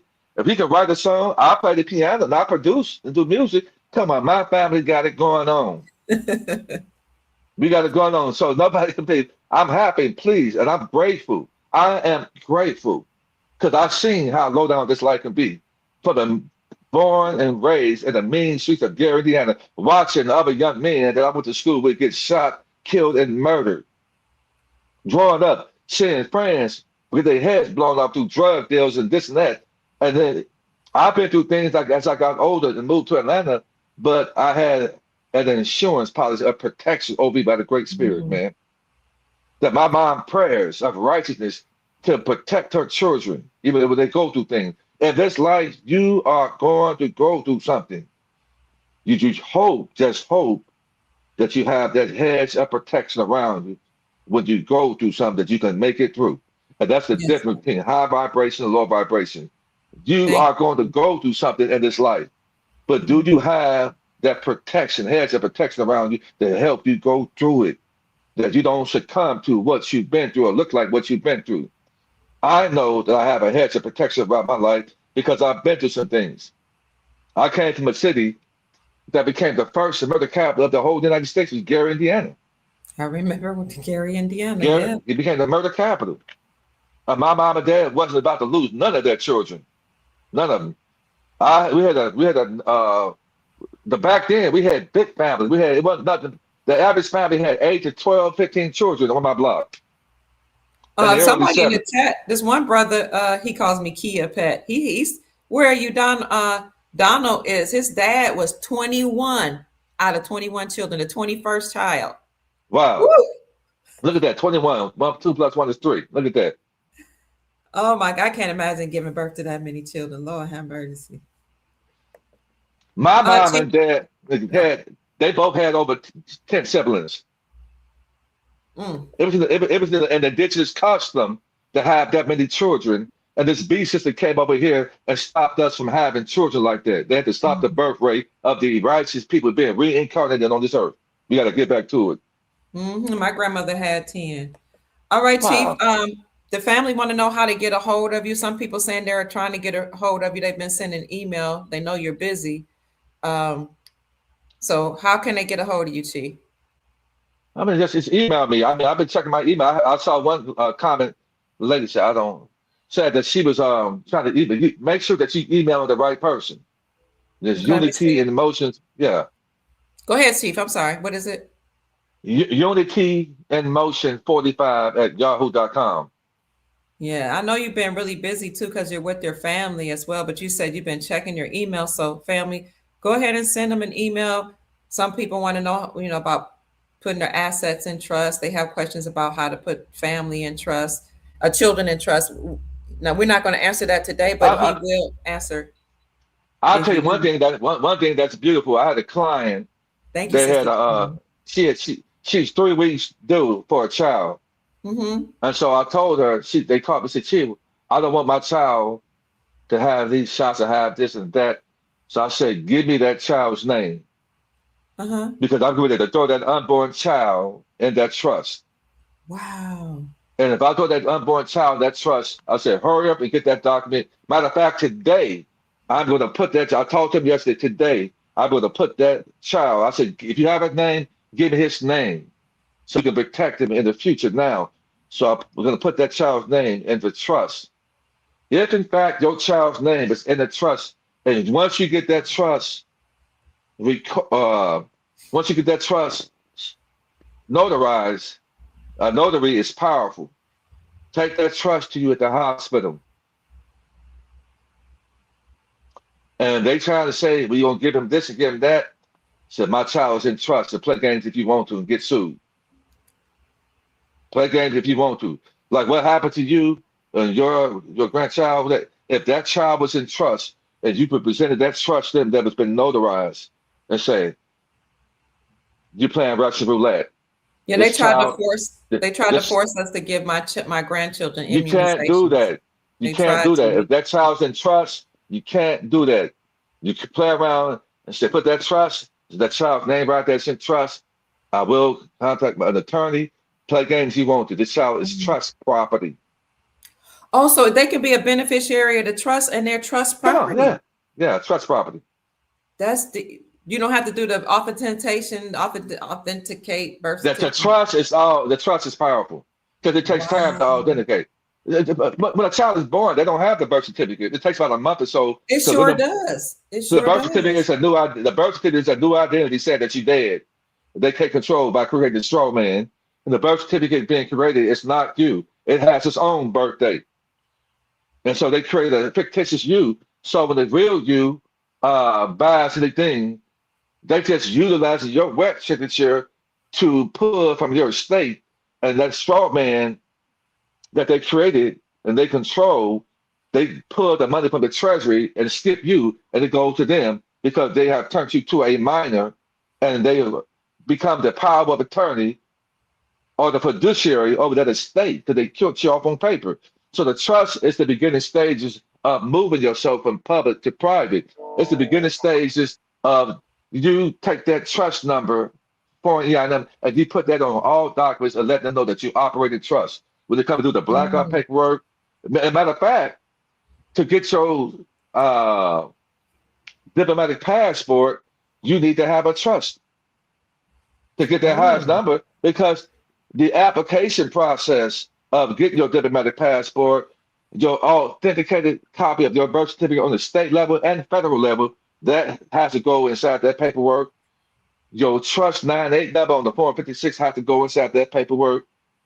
You saying that you're not a United States citizen, It's whether it's a FOIA or other document support goes inside that passport paperwork, and a certain way you fill out that passport paperwork and things in brackets. I'm here, the rabbit hole goes deep, man, and I learned all this stuff, man. I'm proud of myself to get that diplomatic passport, which puts you on the do not detain list, removes you out of being a citizen to a state national, and amongst other things you do. But the kick them from is tapping into your state because everybody is tapping into your state. When you go to prison, when you get a ticket right, even you being sick and going to the hospital and giving them your social security number, you just gave them your credit card number. Mm. And they tapping into your state because you're sick. We didn't have hospitals 100 years ago like we do right now because they be sick. They making you sick. They poison the food. They making you eat sugars. They tell you to eat meats with blood, medium rare. The air, the water, and the food that we eat is laced. And then you sick. And then you go into these hospitals thinking the men and women in white, because you think white is right, that they love you and care about you. And they're going there and looking at you like, okay, then are we going to take this one out and get their organs? Okay. First of all, let's take your blood. Mm-hmm. Mm-hmm. And you go back there and take about 3, 5, or 8 vials of blood from you. And they run it down there and test it. We want this one. We got to get this one here.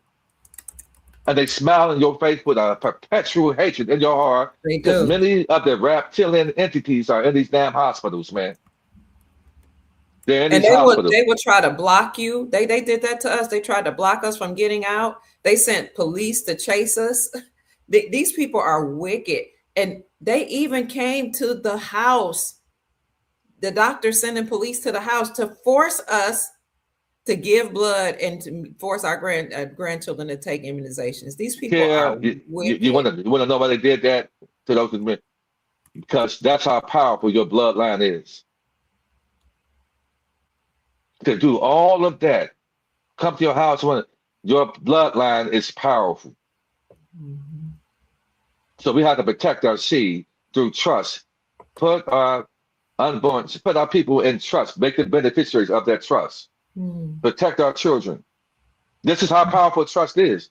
And when you get the 508c18 irrevocable trust, I found out that the rich and wealthy, they all have this particular trust, a foreign EIN number. Why? This is how they keep wealth in the family. By giving donations to each other, guys. And you said they don't go to hospitals. They don't go to hospitals. They're not in prisons. They don't go to court. They don't even pay child support. Come on. They have their own insurance. They insure themselves. They put the child. I'm gonna do a show on how to connect your whole life insurance to your trust.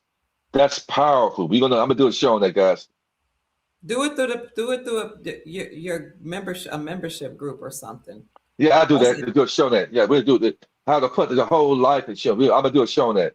Okay. That's powerful because what they don't want to tell you is that the whole life insurance, the reason you don't have to pay it back, the principal back, is because they're pulling money out your state. So once you pay into, it gives you the ability to pull from your state. That's why you don't have to pay it back because it's coming from your state. And that's how you become a bank because you're able to pull from your state, which makes you a bank. I just dropped the nugget, man. Come on, man. You did. And Chief, so every time we go to court, are they pulling from our state? Well, if you get charged, they're charging their state because the ticket is the security. They're charging their state. Now, how are they making money every time you go to court? Like, say you go into court to settle something, a trust, or you going through a divorce, and because I noticed they drag these cases out, they got to be getting something from it.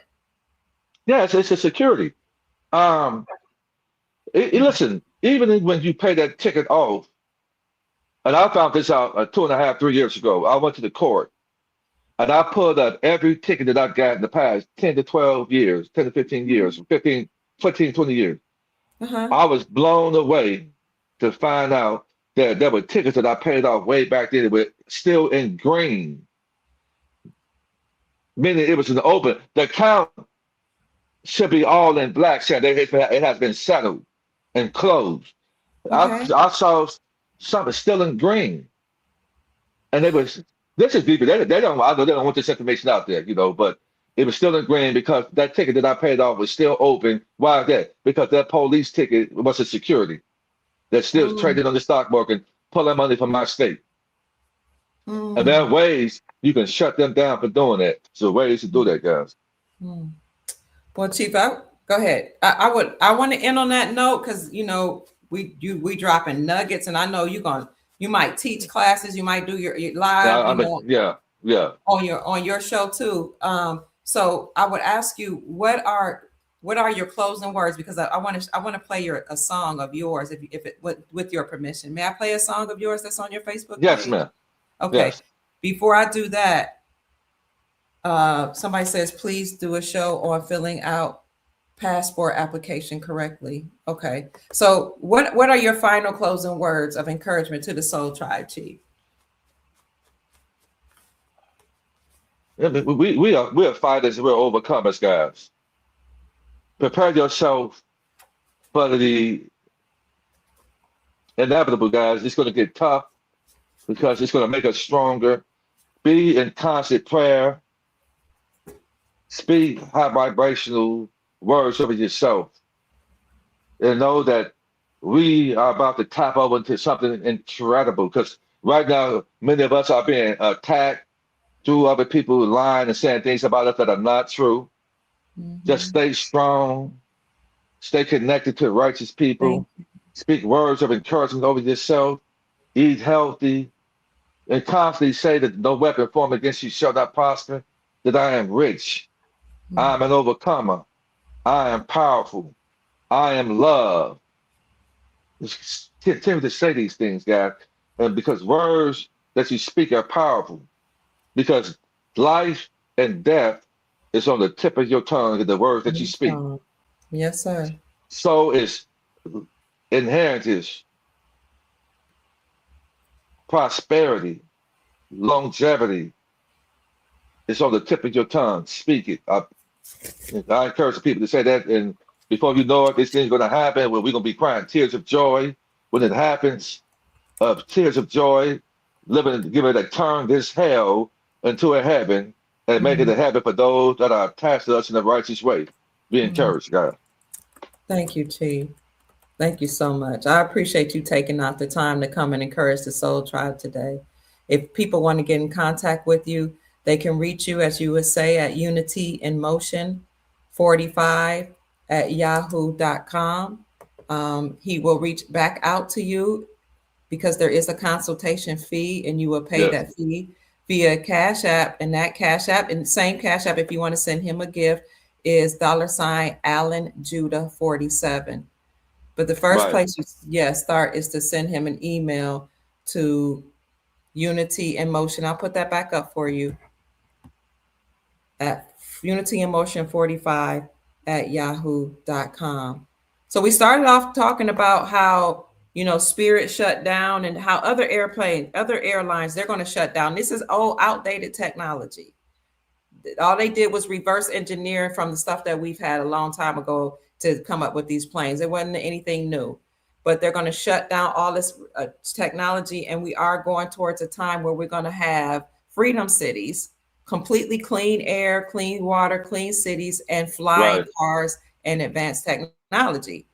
And then we talked about how to live intentionally, eat well, live well, make good decisions, correct your behavior. People talk about correcting your status. You got to correct your mind and your thoughts before you try to correct your status. Everybody want to try to figure out how they can correct their status to get money. If your heart's not right, the money doesn't matter. What happens if you pass away before you get the money? Your heart has to be right. So live intentionally. And if we make bad decisions, then let's correct those. Let's live in love, truth, honor, peace, freedom, and justice. All right, Chief. Somebody said if your identity was stolen, you could talk up to Chief Mack about all that through consultation. I want to, guys, let's keep the Bowman family in our prayers. Okay. They just lost their mom yesterday. No. And Brother Bowman, The brother Bowman that I brought on my show about 6 months ago, beautiful family. I went to Yes. school with his mom, and they just lost their mom, guys. Keep the Bowman family lifted in prayer. He lost his mom? Yeah, brother Bowman, Andre Bowman, lost his mom, just transitioned Oh yesterday. no. Yeah, Oh the matriarch of the no. family. Yeah, it was cancer. Oh no. So we keep them And that lifted in you're very prayer. close to him.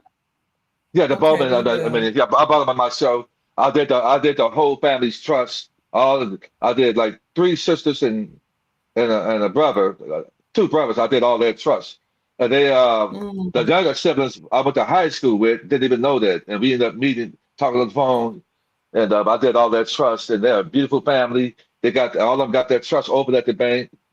Lord, hallelujah to that. And her mom was sick. We were hoping that the bad sick, I mean, was coming out, but she ended mhm. up transitioning, guys. So, keep them lifted. Yeah. Yes, we'll keep them uplifted in prayer. Thank you, Chief. We sure will. Um, so sorry to hear that. Is that the brother Yeah. that I met? Didn't I meet him? No, that was the brother the Bowen family. But he was I did a live with him on Okay. my YouTube page channel about 5 months ago. And they were talking about their Mm, experience at the bank, you know. okay, I But don't think I saw it's that one. another powerful family. All of them are heavily invested in foreign currency. They listen to you. They're heavily invested in foreign currency and other commodities. The whole family is moving intentionally to love, and I'm proud of the Bowen family. But yeah, they Send, mom just transition. Yeah. okay, we'll definitely be praying for them. Um, Thank you. Before we go out, family, just make sure you send prayers to the Bowman family. We want to thank you all so much for your attention and just for being here and for your comments. I did find that picture. This is allegedly what the old Hitler looked like. Hitler looked like. The video, they don't allow me to play it on YouTube, but uh, a lot of things we were taught was not true. We've been taught things in reverse. So thank you all. We love you. Thank you. Somebody says thank you for being That's you. him. Thank you for the great content. And also shout out to those people who sent Chief Mac a blessing to $Allen Judah. Here it is, $Allen Judah 47.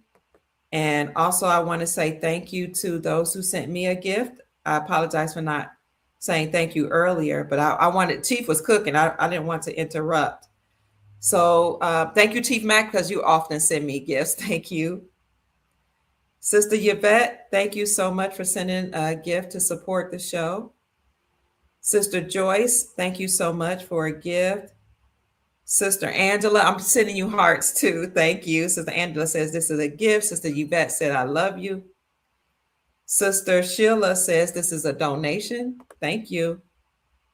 And that's it for now. And let me go ahead and pull up. Y'all gonna get to hear Chief Mac share his gift with the Soul family right here. Anything you want to say about this song before I We cool. Go ahead and pull it play. Go up, ahead. Let Chief? it rip. Okay.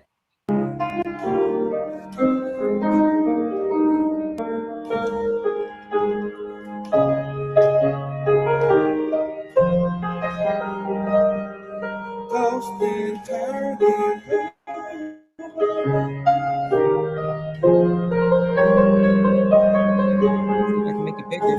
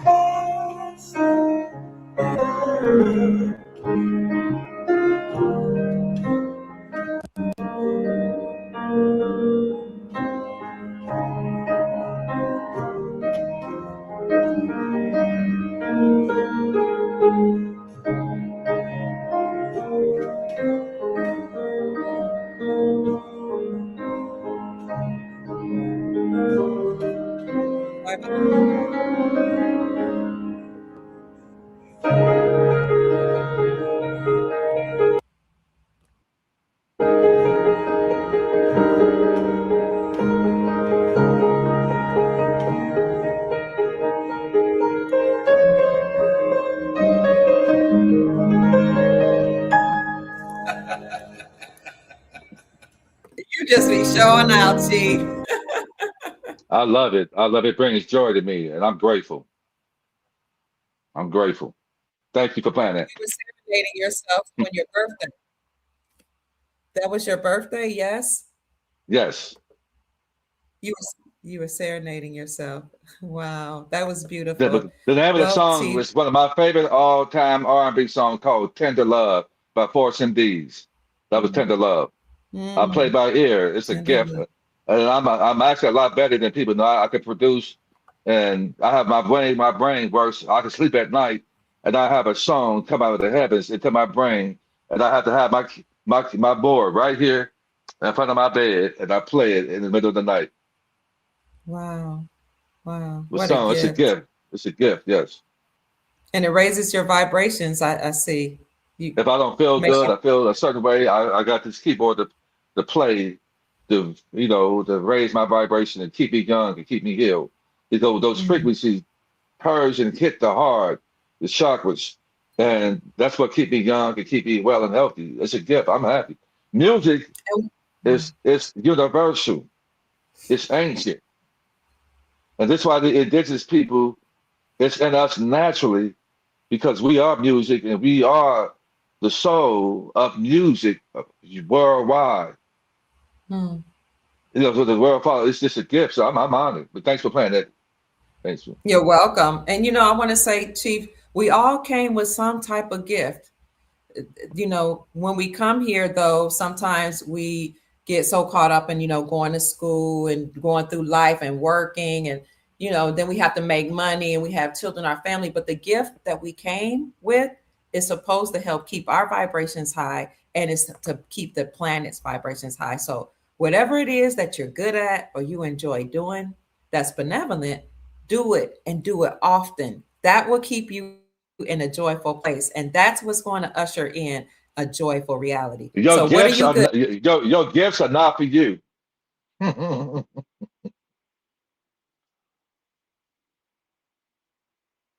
Your gifts are not for you. Yeah, that's amazing how Dr. Kier. Say it again. I somehow went out. Yeah, our gifts are not for us. Mm, They're not for us. Our gifts okay. are to bring healing, redemption, and salvation. Mm, That's what our gifts are for. And some I people love hadn't that. found their gift, but when you find it, it's not for you, but to Mm, bring redemption, mm. salvation, and healing to the nations. And we can go out with that. Yes, we can. I love you, soul family. Chief Mac loves you and we love him. That's right. We love you too. We love you guys as well. Love you too, Dr. Kier. Love you. Family, you're amazing. You take your time to spend it here with us with the squad. In the chat, make sure you tell each other hello and greet each other and maybe exchange email if you get it because we are one soul family. And we haven't said that, family, you heard from the Chief of the Soul Tribe. And I'm Dr. Kia Pruitt. Chief Mac, Dr. Kia Pruitt came here to raise your vibrations and inspire you to create the most amazing, magnificent life that you desire and deserve. Go out and make this a great day. Peace, Soul Tribe. Yeah. I'll talk to you, Chief. Okay. Okay.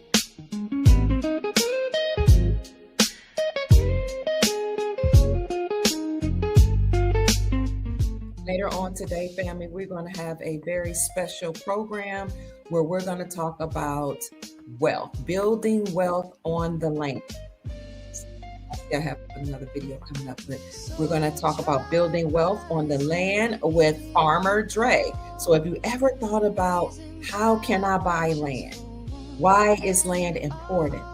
What am I going to do once I buy the land? What are some inexpensive ways even to buy land? Then you want to make sure you make this video or this show at 3:00 p.m. Eastern Standard Time with Farmer Dre. Because if you control your own food source, then you can control your life. The people in power have known that if they can control our food source, they can control us. But when you own land, you have wealth. You can grow your own food. even have a water source from the land. You can even fish on some land. So Farmer Dre at 3 o'clock p.m. Eastern Standard Time has the perfect solution for us. He talks about what loans you can get, what grants you can get in order to buy land, why we need to live off the land, what kind of land you can get, where the land is located, all type of things, family. And he also leaves his information on how you can contact him. So we'll see you at 3 o'clock p.m. Eastern Standard Time if you care to watch this show premiering at 3. And I'll leave that link in the chat for you. And I'll also put it in the description section. Peace. Dr. Kia preached, shining wisdom's light, teaching soul tribe how to see through the night. Ancient scriptures and bloodlines she knows, spreading truth wherever she goes. Soul tribe rising, hear her call, raising vibrations for one and all. Dr. Kia shows the way to a brighter, freer day.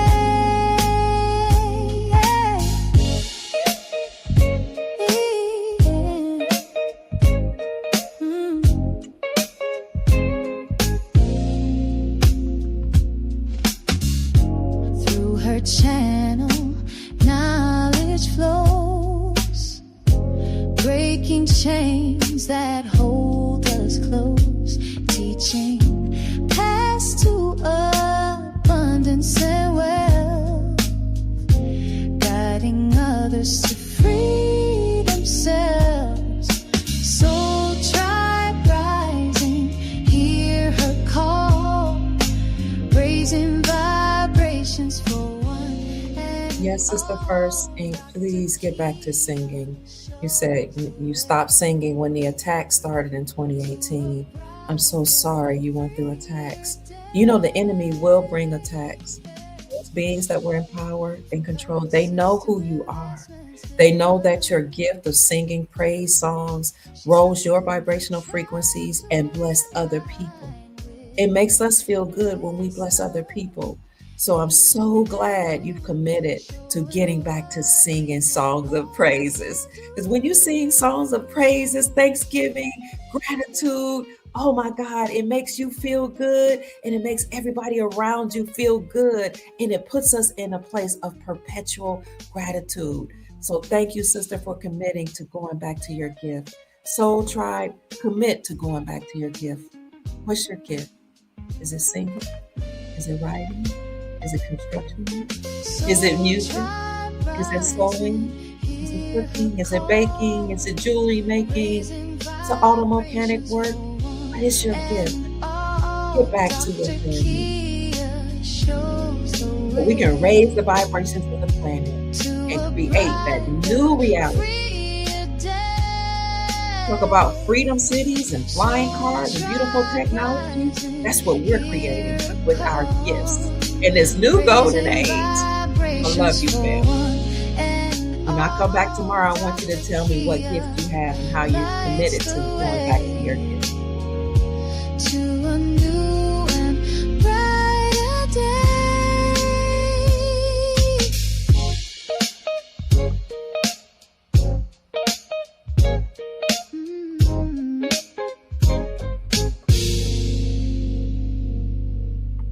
Take care, family. We'll see you on the other side. Peace.